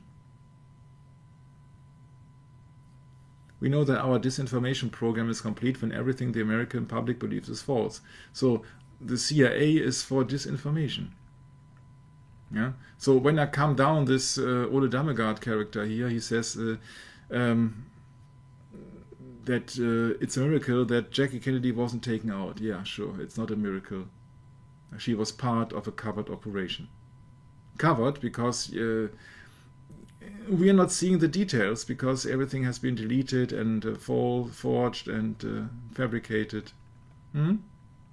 This is just fairy tale. No, this is just repetition. Sorry. So because that she has ties to nobility, that means that she has ties to the papacy as well. Yeah. When she made that famous poem for JFK, he would find love, he would never find peace, for he must go seeking the golden fleece. It's not only about Jason and the Argonauts or other legends or so, it's just also about the Order of the Golden Fleece. Yeah, the Order of the Golden Fleece from William I, House of Orange. And also Camelot Borghese, brother-in-law of Napoleon. I said, oh, that's very interesting, because Jackie Kennedy happened to have a dinner in honor given by Principe Pier Francesco Borghese in Rome in November the 13th of 1967. Yeah, so she was in the respective circles in society. Jacqueline Kennedy Onassis. Of course, she was Kennedy at that time. But she was being invited and having a dinner in honor of Jackie from some kind of the Borghese family. The Borghese family in Italy is a very old Italian family. Borghese, Gannaria. Yeah, that's very, very old family. Especially because there was some Pope Paul V. In the 17th century, he was the reigning Pope. The House of Borghese is a help me out please, princely? I'm trying to see where you're at, Michael. Yeah, princely. Oh yeah, princely family, sure. Princely family of Italian noble and papal background. Yep, that's right, the Borgheses. Yeah, the Borgheses. His name on the St. Peter's Basilica, even. Okay. Yeah, you see that's what the circles are where Jackie Kennedy is having dinner. No? Not Burger King, yeah, but Borgheses. No? Not Burger King. It's also a king. Yeah, but I think that's look it up. It's just a notch different than McDonald's. Yeah, but on the other hand, you see that this also McDonald's is also an empire, huh? That's but it's junk food, Michael. Come on. Yeah, but it's just for the majority of people, it's very tasty. Yeah, what I would like to point out is that also this nobility is an. If you're brain dead, Michael, yeah, it's tasty. Yeah. It's just that these people here in all this nobility, these are being organized in these orders, Catholic orders, be it the Order of the Golden Fleece, be it the Order of St. John, be it the Knight of Columbus, be it the Surrey Military Order, etc. These are just orders. And JFK would have never become president without the help of the mafia in some counties, for example. This is Johnny Roselli behind him. Yeah, this is a mobster. And of course, the mafia was furious when Robert F. Kennedy then was suing the mafia, and even they have kidnapped some mobster and flew him out to, I can't remember, Guatemala or somewhere else. I cannot remember. There's so much information here. Yeah, Johnny Roselli here, recruited by the CIA. Yeah, so the mafia worked for the CIA.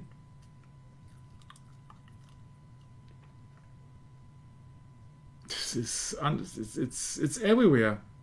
Mm-hmm. Yeah, Sinatra sponsored Roselli membership. Yeah, sure, they're all into that.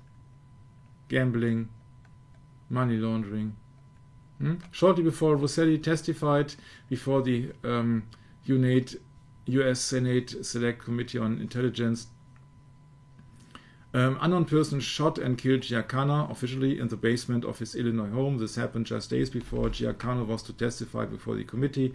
Giancana's murder supposedly prompted Roselli to permanently leave L.A. and Las Vegas for Miami.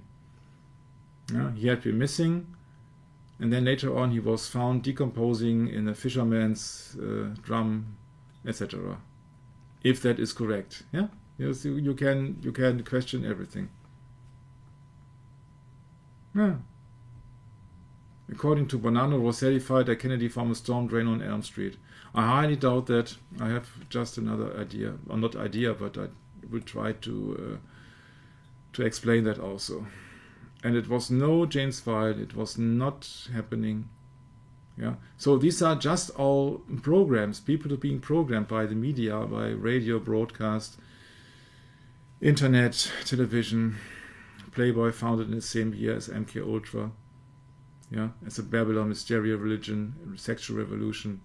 Janet Jackson, star of Ishtar. Yeah, and then becoming mother at the age of 50. Yeah, I'd have to believe that. Yeah. So what they try to tell you, what they try to show you, is that what you have to believe, and that's what you have to get.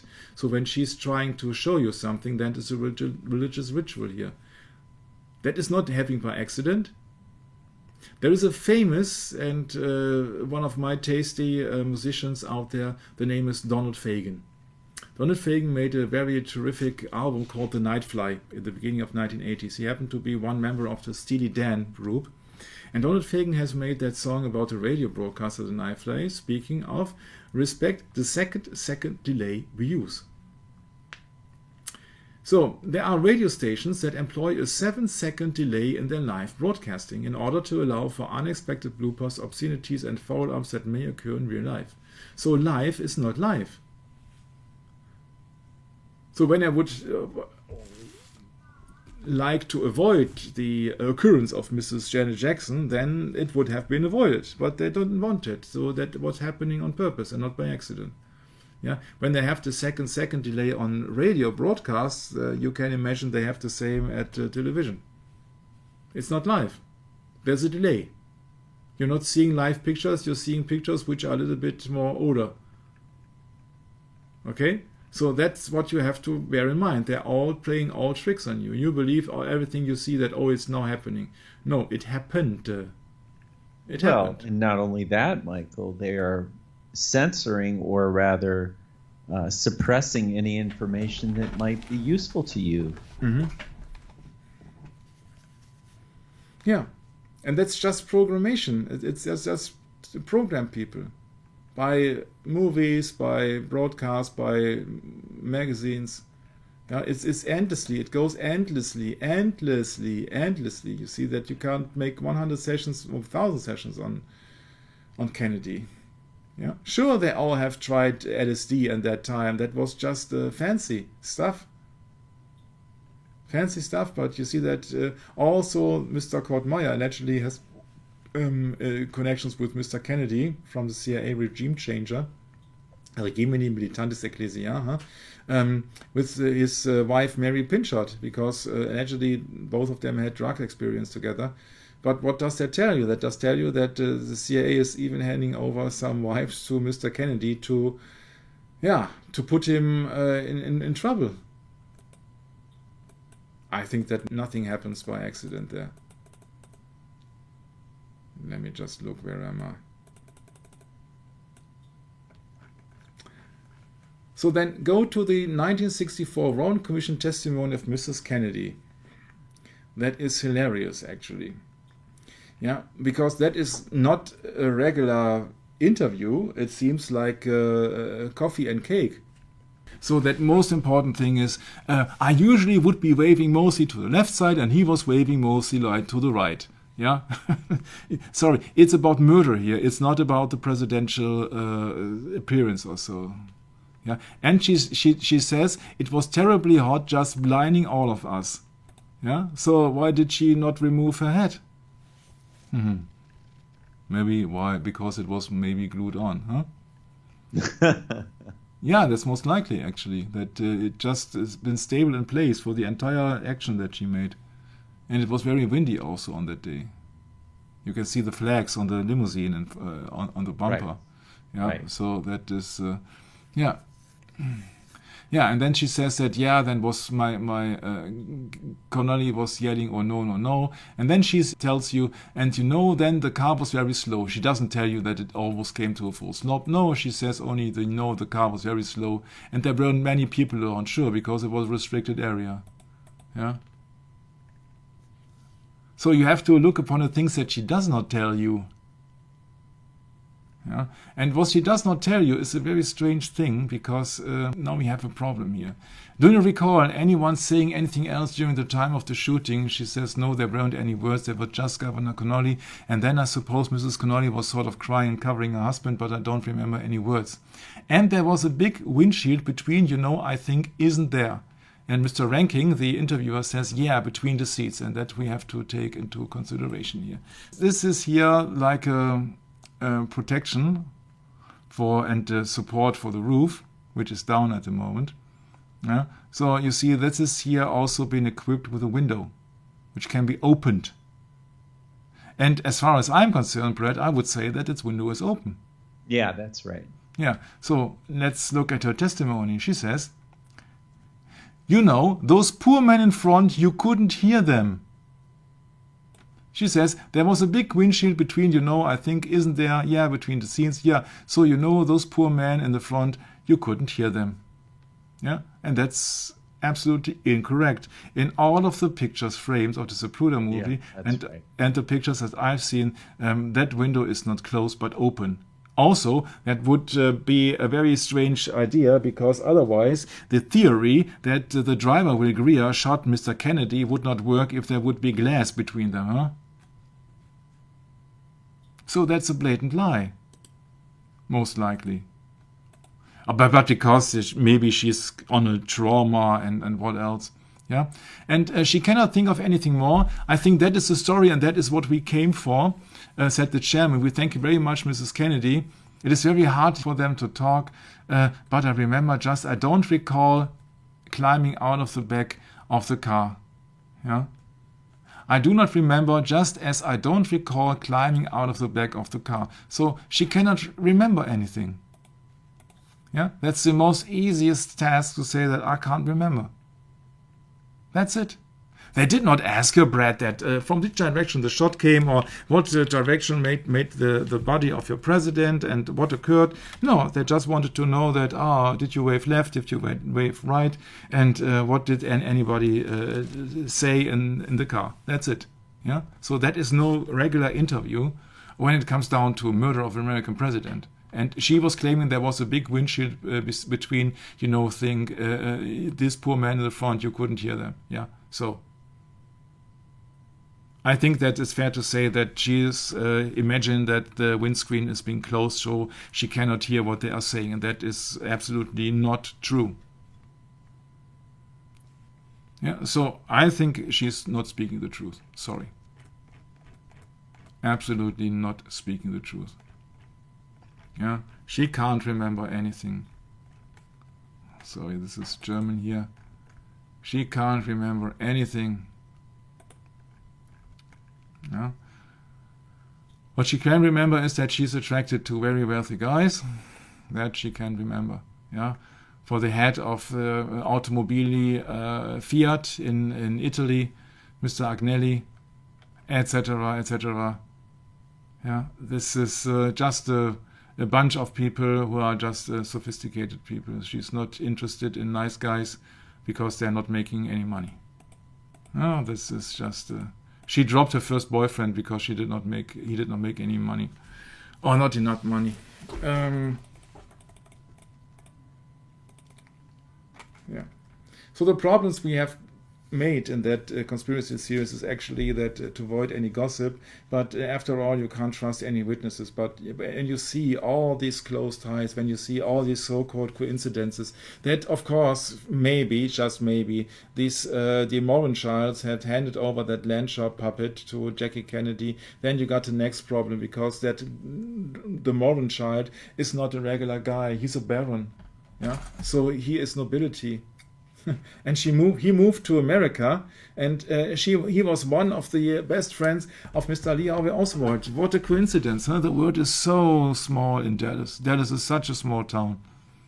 Yeah. So this Mr. George de Mohrenschildt and his wife Jeanne Mohrenschildt, they were on Long Island in summer 1938 when they were then getting to know the family of Bouvier. Among them, the 9-year-old Jacqueline Bouvier, 1953, was becoming the wife of J.F. Kennedy. So this de Mohrenschildt, they knew Jackie since she was 9 years old. What a coincidence, Brad.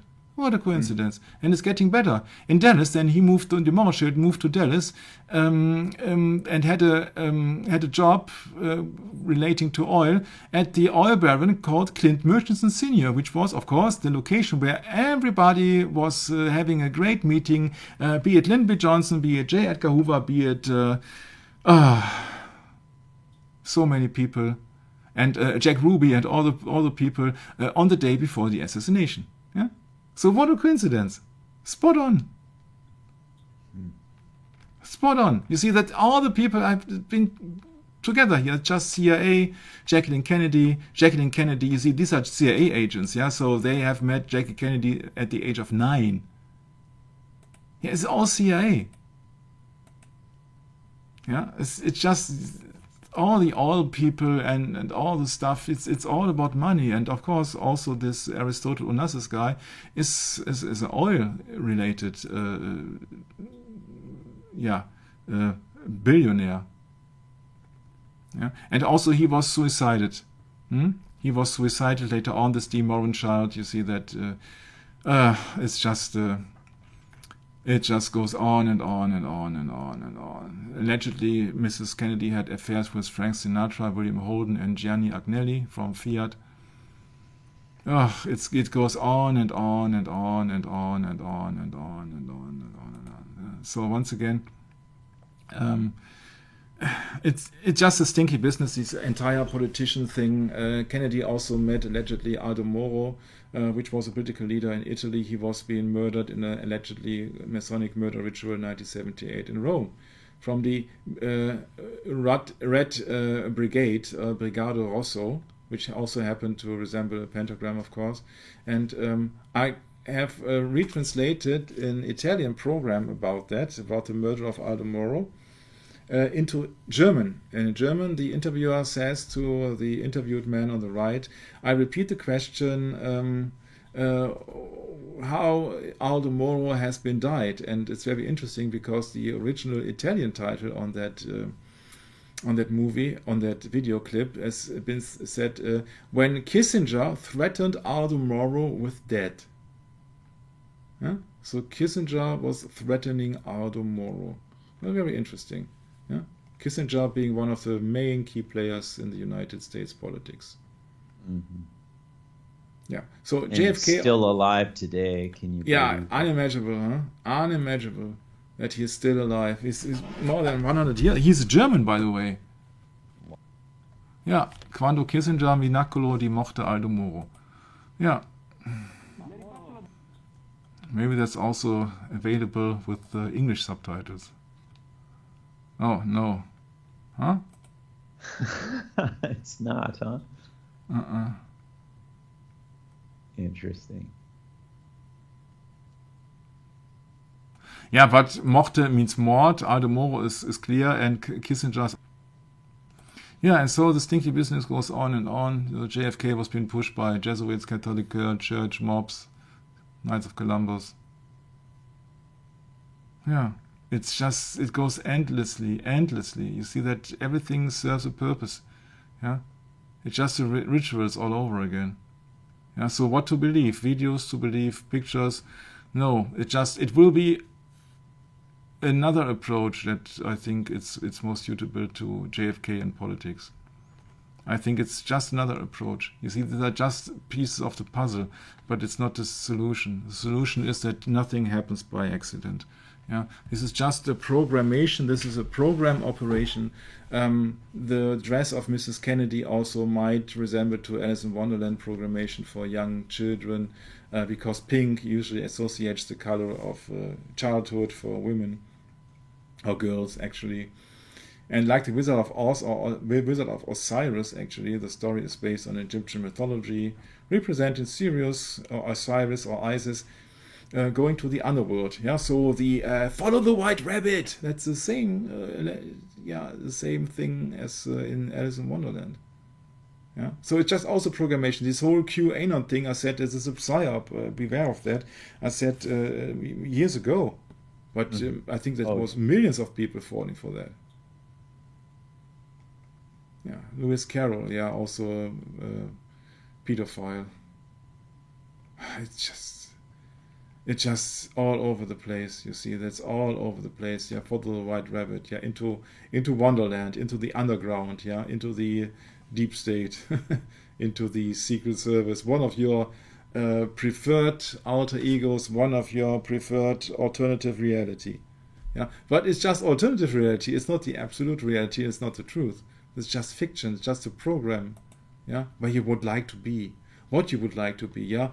In 2030, you own nothing and will be happy. Yeah, by just looking into your three-dimensional Google glasses and pretend that you got a big 12-cylinder Lamborghini, in electric Lamborghini and some fancy stuff around there. Yeah, sorry. Yeah. What happened with the 12-cylinder then? No. No. Yeah. Yeah, so also Alice is a code word for Alice in Wonderland, of course, Eyes Wide Shut. It's always the same. Yeah, so this is a program.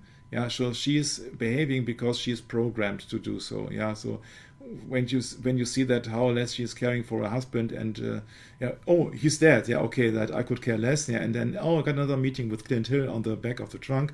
You see that is no normal behavior of a daring housewife, huh? No, absolutely nothing. It's just it's just a stage. Yeah, this is just a movie. It's just a movie happening here in real time. And she is the Alice in Wonderland here, or she's just the programmed. Yeah, she's the one who has the head of her head. Yeah, look how the head is tightly fit here on her head. Yeah, look at that, please. And it's windy. Okay. You have to believe it. Oh, it was so terribly hot. Yeah, sure. When you are wearing that lambskin. Yeah, so there are no coincidences there. Zapruder is no coincidence. Alkins is no coincidence. All the people here, if it is Jim Featherston, if it is Mrs. Dragoo or somebody else, if it is Lucien Conain, yeah, these are just here to watch and to check everything. And that's what kept me into thinking into something else, what happened at the Kennedy assassination. But you have to wait, I think, 2 sessions from now. Yeah, Kennedy was shot from the back. Kennedy was shot from the front, most likely, yes. Because I have prepared a video for you. In that video, you find a certain Tom Dillard from the Dallas Morning News. Beware, that's the very newspaper which had the weather report and which had also the allegation of Kennedy coming to Dallas. He was a betrayer and all the thing. And after the assassination of Kennedy happened, that was the newspaper who said, oh yeah, he was the martyred president. And this is a Freemason magazine. Freemason newspaper here. And this Tom Dillard says in an interview, 30-year celebration of John F. Kennedy, in 1993, he says, quote, and I will show you the video, he says, the place was usually a flatbed truck for pool and certain selected photographic personnel to ride in front of the presidential car on presidential parades. That was cancelled at the last minute. We were put in Chevrolet convertibles to ride several cars back, and that put us totally out of the picture. And I thought this week, oh, that is a very interesting find, Brad. Mm-hmm. Yeah, usually to ride in front of the presidential car. Yeah, but in Dallas that was cancelled as the last minute. First thing, parades were usually handled with a flatbed truck for pool and certain selected photographic personnel to ride in front of the presidential car on presidential parades. That was canceled at the last minute. We were put in Chevrolet convertibles to ride several cars back. I think we were about 6 cars, Bob Jackson and I, and a couple other boys were in this parade. And that put us totally out of the picture. If you would like to believe somebody from a Freemason newspaper, then that would mean that they wanted to avoid at any cost that somebody is shooting the president from the front, meaning pictures. So that would be another step for the theory that he was shot from the front and not from the back. Yeah. So they wanted to have the press out of the pictures, out of the scene. It was a very interesting find, if that is correct. Yeah, if that is correct. But that would go up. So you see that these are people acting here. Yeah, you got 5 actors in the car, and Kennedy most likely is totally unaware of everything. Yeah, you see that these people are acting. And first of all, Mr. Connolly is acting, and then Mrs. Kennedy takes over the acting, that people are distracted from the president and what really happens there. So that is the actual presidential limousine with 6 people in front. Okay? So, but, and it's a big but, don't underestimate Mrs. Kennedy, please. Because if it is correct what I have found, then please bear in mind that Jackie's second husband, the Greek tycoon Aristoteles, was her sister's lover when they first met. Oh, what? Really? Yeah, that's what I found, yeah. Can't prove. But it gets worse. It gets really worse. Because, of course, her sister was married at the time, huh? Oh, man. Yeah. So, of course, Jackie was being handed over red roses for ritual and not the traditional Texas yellow roses that was handed over to Mrs. Connelly. That's for a later session here. That's too much. So don't underestimate that character here, this Mrs. Kennedy. She's all in for the money, and the big prize is a billionaire. So, after a wedding in a Jesuitical way, she made it to the millionaire Kennedy, and then she wanted a divorce officially.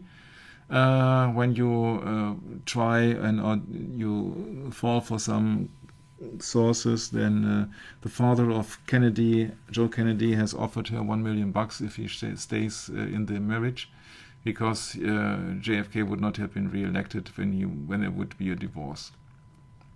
Okay, so if that is correct, so these were having a hard time. It's not Camelot, by the way. It's not Camelot.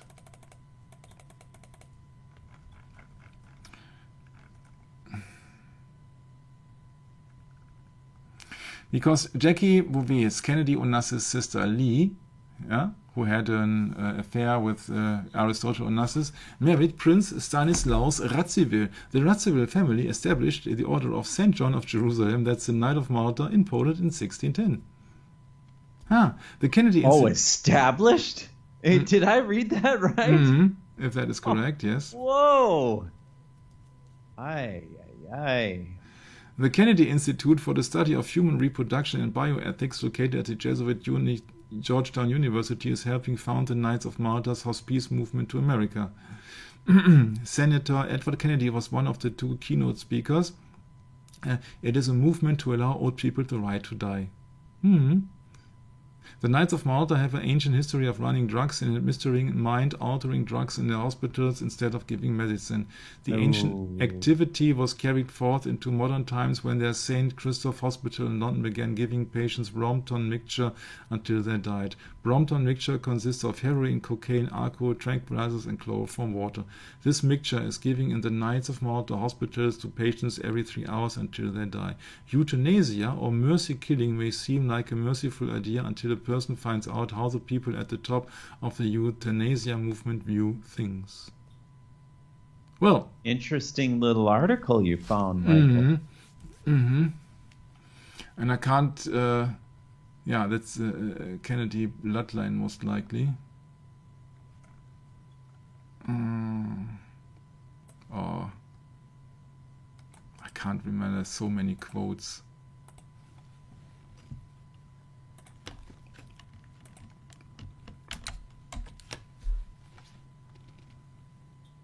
No, that's coming from the book Bloodlines of the Illuminati.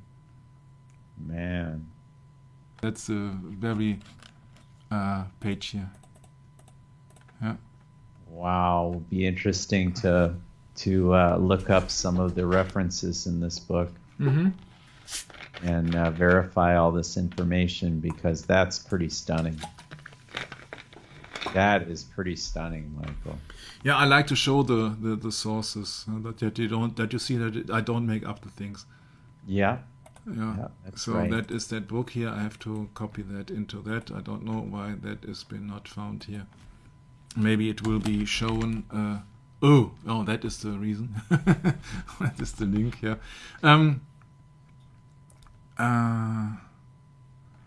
Yeah. So that is a picture here from Polish Prince and Princess Radziwill in Washington, D.C. in 1963 with the funeral. Yeah, that's the sister of Jackie Kennedy. Lee Radziwill. Lee Radziwill. The younger sister of the former First Lady of the United States, Jacqueline Kennedy Onassis. I think we have to switch it to the English version. That's more easy for me to read, because soon you will see all the mess. Man. Princess Lee Radziwill, so sister from Jacqueline Kennedy, was an American socialite, public relations executive, and interior decorator. She was the younger sister of First Lady Jacqueline Kennedy and sister-in-law of President John F. Kennedy. Radziwill was married 3 times, each marriage ending in divorce, with the marriage to third husband Herbert Ross ending in divorce shortly before his death in 2001. So she attempted to forge a career as an actress unsuccessfully. She started the production of the Philadelphia Story, blah, blah, blah. Wow, and she passed away just recently, 2019, it says. Might be, yeah. She lived a long life. Yeah, but interesting enough that I can't. There is Michael. Yeah, the marriage was declared annulled by Sacred Rota, the Apostolic Tribunal of the Roman Rota and the Apostolic Court of Audience, is the highest appellate tribunal of the Catholic Church. Yeah, so her marriage was declared annulled. Yeah, how to achieve then that? You have to have very close ties. Sure, when you have married somebody who has very close ties to the Roman Catholic Church by establishing the Order of St. John. Her second marriage was to the Polish aristocrat Prince Stanislav Albrecht Radziwill, who divorced his second wife and received a Roman Catholic annulment of his first marriage to Mary. What a coincidence, huh? Both of them were lucky. Her second marriage has never been acknowledged by the Roman Catholic Church, so no annulment was necessary. You must be very privileged by the Roman Catholic Church. Yeah.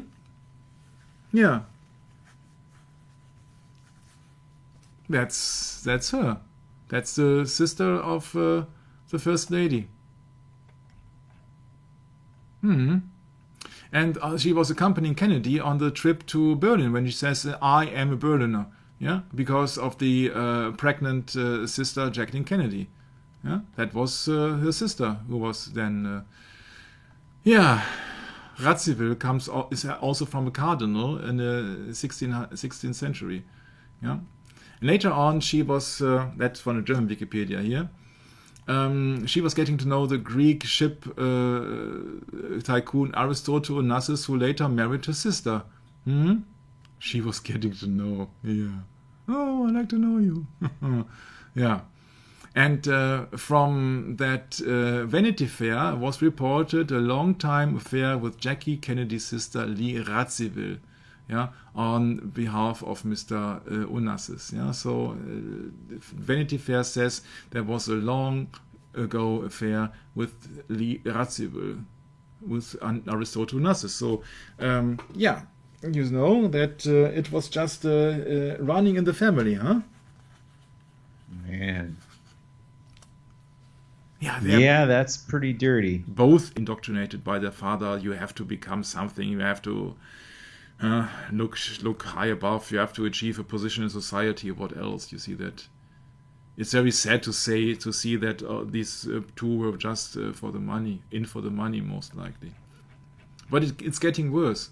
It's getting really worse. If you think it's worse, then I found a comment which I cannot back up, so I cannot verify it, but it would fit into this, because this is the welcome and the goodbye to the First Lady Jacqueline Kennedy on the 13th of October 1963, so 6 weeks before the assassination took place.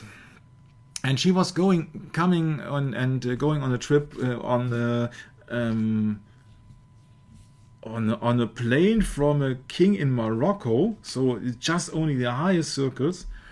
And she was on a recreation after the death of her 2-day-old son, Patrick Kennedy. And that is just happening in October 1963. And I found a comment which I said, oh my, if that would be correct, if I would have a source for that, that would be great. Someone says, yeah, there is a sister of Mr. Onassis, which is quite correct. And the sister of Onassis is called Artemis. Of course, this is also, Artemis is the name of a Roman goddess. And this Artemis has said something some time ago, which I cannot back up, but which would be very fitting. And he said, there's a quote of Artemis, "My brother did not have an affair with President Kennedy's widow. My brother had an affair with President Kennedy's wife." Right. That's right.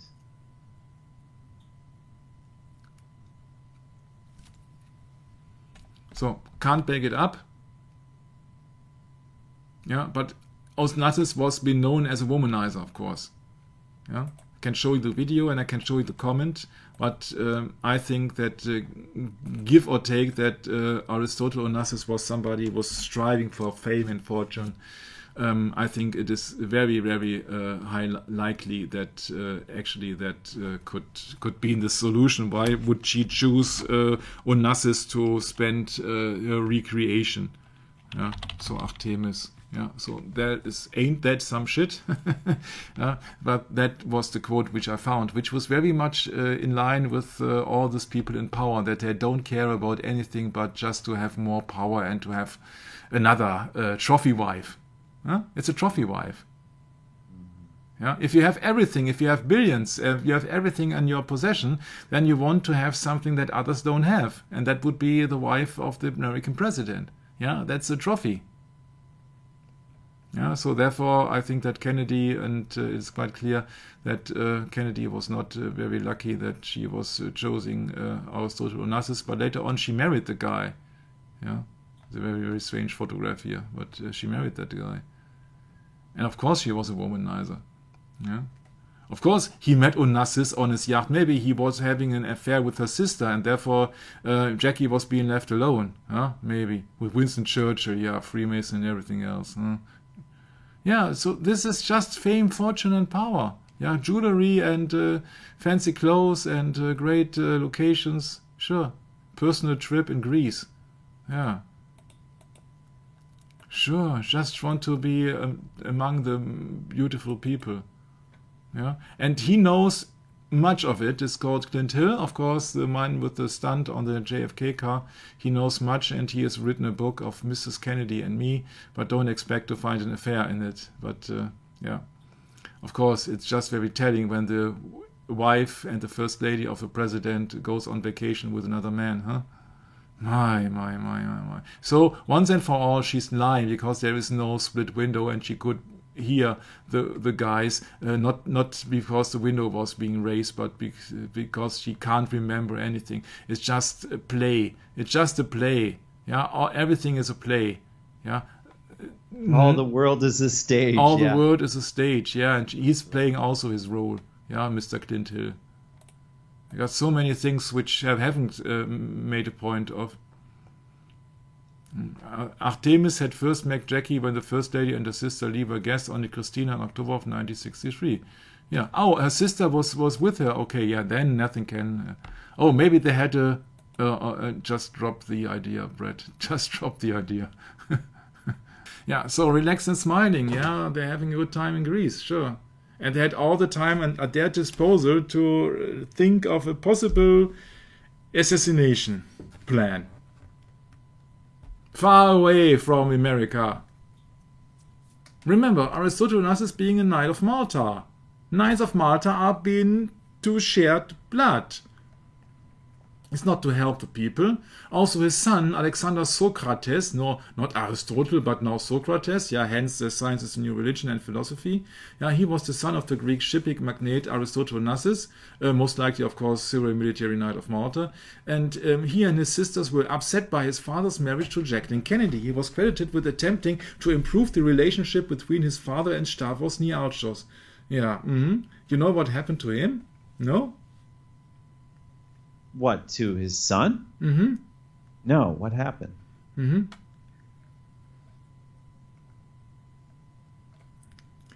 Onassis and his sister Christina were greatly upset by the union. So his sister, his children of Aristoteles were absolutely against it.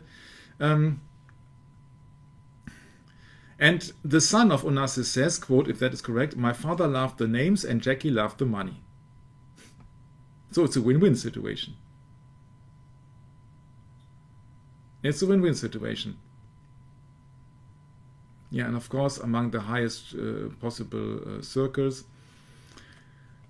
Onassis died in 1973 at the age of 24 from injuries sustained the previous day when his personal Piaggio amphibious plane, in which he was a passenger, crashed at Hellinikon International Airport in Athens. Man. What a coincidence. No? Think of JFK Jr., which happened also to have an accident in his airplane. Aristotle Onassis considered having his son's body cryogenically frozen with the life extension of society, but was persuaded against it, and he was embalmed by Desmond Henley. The cause was believed to have a wake turbulence from a Boeing that had taken off before them. 6 people were also charged over Onassis' death in 1974, with the indictment indicating that 40 controls had been fitted to this plane.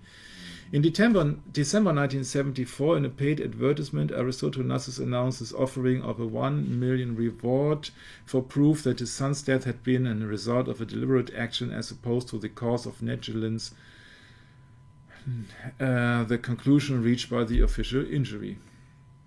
Onassis had refused to believe that his son's death was an accident, believing it was due to the machinations of the United States CIA and the leader of the Greek military junta, Georgios Papadopoulos. So what is all the money and fame worth when you lose your child at the age of 24?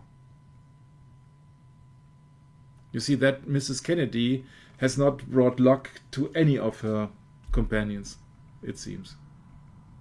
At least not Kennedy and Onassis. Yeah. And Christina Onassis, which happened to be the daughter of Mr. Onassis, of course, she died at the age of 37. 37. Oh, yeah, this stuff is getting stranger by the minute. I wonder. Barbiturates, yeah. So medicine. 37 in Buenos Aires, Christina Onassis. So you have billions at your disposal. Yeah, you have billions at your disposal, and you can't do anything. So I told you that I have my problems with the theory, with the lamp shop.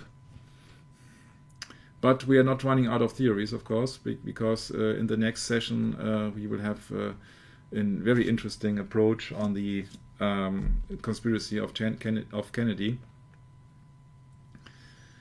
But it's a big but. I'm really glad when all the Kennedy stuff is over, because my impression from Kennedy was not that good at the beginning, but it turned out to be that worse. I would never have expected that to find such a mess.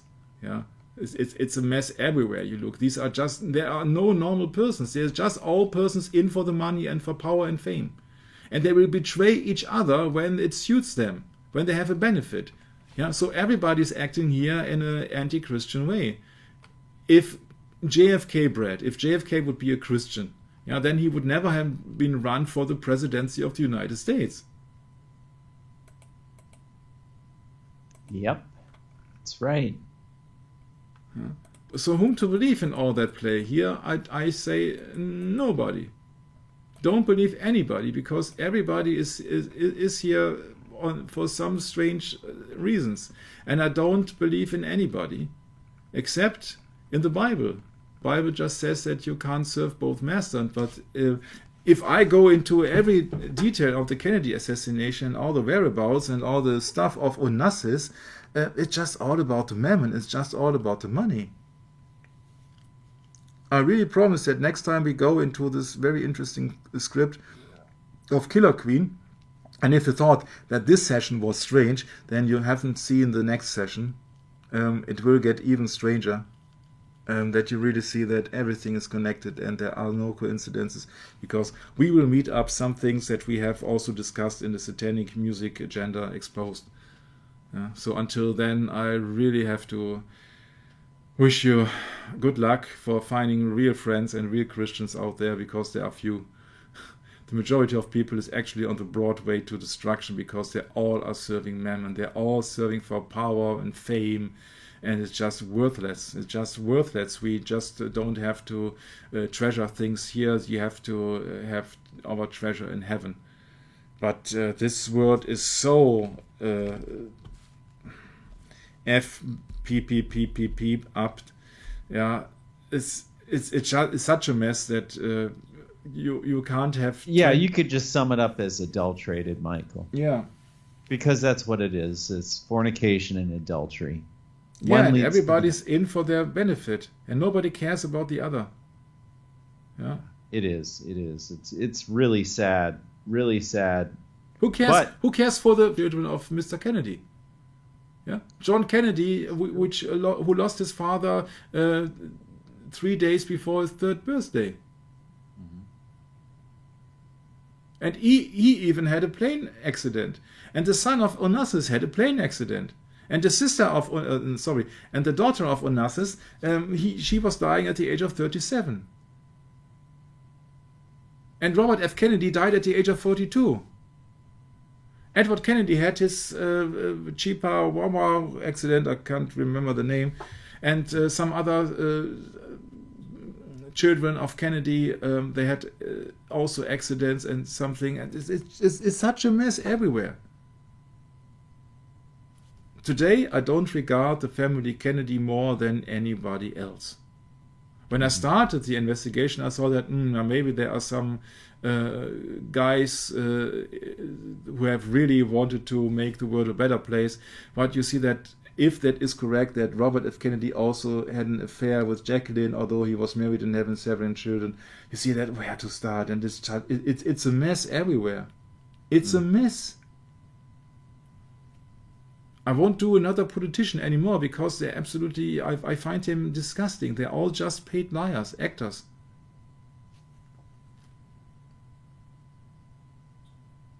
It's so easy to follow the Sermon on the Mount of Jesus Christ, because it's just plain simple message that we have to love and care for each other.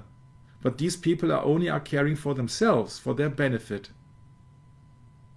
It's just like in our world, you see that all the admired people there, be it Formula 1 drivers, be it footballers, be it tennis stars, they're just all are stars in this world.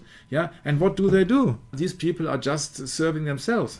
Yeah, they're just serving themselves, and these are high-paid people around the world. Yeah, they're just for football. Yeah, what a useless game. Yeah, to put a round globe into. That's just useless. Yeah? But people are spending their money on it because they want to have their images and idols. Yeah? Yeah. Humanity or mankind does not benefit from Mr. Maradona, and humanity and mankind does not benefit from Michael Schumacher. And humanity and mankind does not profit from Air Jordan. These are just things to increase their status, but it's just only sports. It's just nothing to help an old lady. That's the sad thing. Yeah, and these are the high-paid people. Yeah, and if you, I don't know what the English expression for that is. If you just take care of older people, then you have then you have a very low salary, you don't earn much money, and you have to work on Sundays, on festival days, on what else, yeah. If you really have a kind of a Christian job to care about others, this is not well paid in an Antichrist world, of course. On the other hand, if you have a job which is just being admired by all these satanic people out there, be it a race driver or be it a tennis player or what else, yeah, then you have a lot of money at your disposal. Yeah, and so it is another example for the Antichrist world. Nobody wants to care and take care of old and people who are having trouble going to the toilet. But that is life and that is love. Yeah. So that is not the love that Jackie Kennedy wanted. Jackie Kennedy wanted to have a billionaire. He wanted to have to be the first lady, and her sister wanted to be nobility, and they both succeeded. But I would not like to exchange places with them, Brett. That's the end of the session. No, that's true, because what does it bring you in the end? All this fame and fortune, you know? Vain deceit, no? Yeah, vain deceit. Yes, it does. It brings you to a very troubling place, actually. And what is it the Bible was saying again? Piercing with many sorrows. Mm-hmm. Pierced with many sorrows, you know, these rich people. Mm-hmm. And riches don't do anything for you other than, you know, make you more selfish, I guess, Michael. Mm-hmm. And what is selfishness? It's probably the big problem in our society. The big problem in the world, actually, today. And it just seems to get worse and worse and worse. Doesn't ever seem to get any better. And that certainly seems to be the case in 2022, Michael. And I don't know. You know, it just makes you wonder how far things are going to go with suppression of information online and things like that, since we've already been through so much. You know, what's it going to take to go further down this road to suppression of all information that leads you to the truth about the gospel of Jesus Christ? To lead you to the truth about history, the truth about Protestantism, the truth about Catholicism.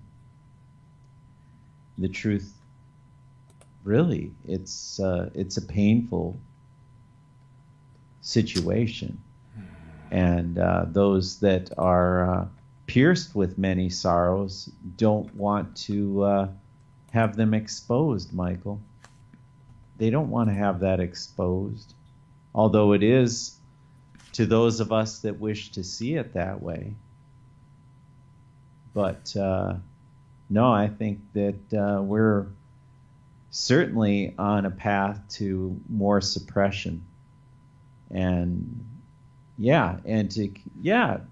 care less for the elderly. It's exactly the opposite of what the Bible is teaching us.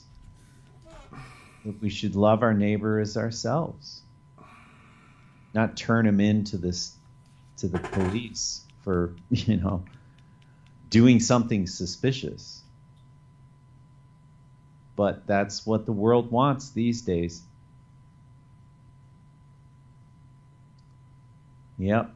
So couldn't be more obvious, Michael. And really appreciate you taking the time to do these sessions in English for our brethren around the world. And that's really what this is all about. It's about caring enough for everyone else to bring them something a little different that you don't usually get on a day-to-day basis. And that's what we do here on this channel. We bring something a little different. It's not the same as everyone else. We have a different take on it, don't we, Michael? So thank you again, Michael, for your time, and thank you, dear listeners, for your patience with us. And certainly, you know, Michael's just doing this to show you his research and his experience.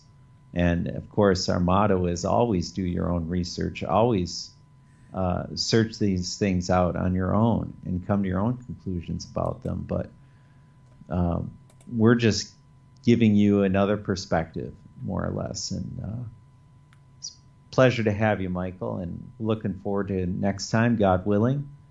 Maranatha.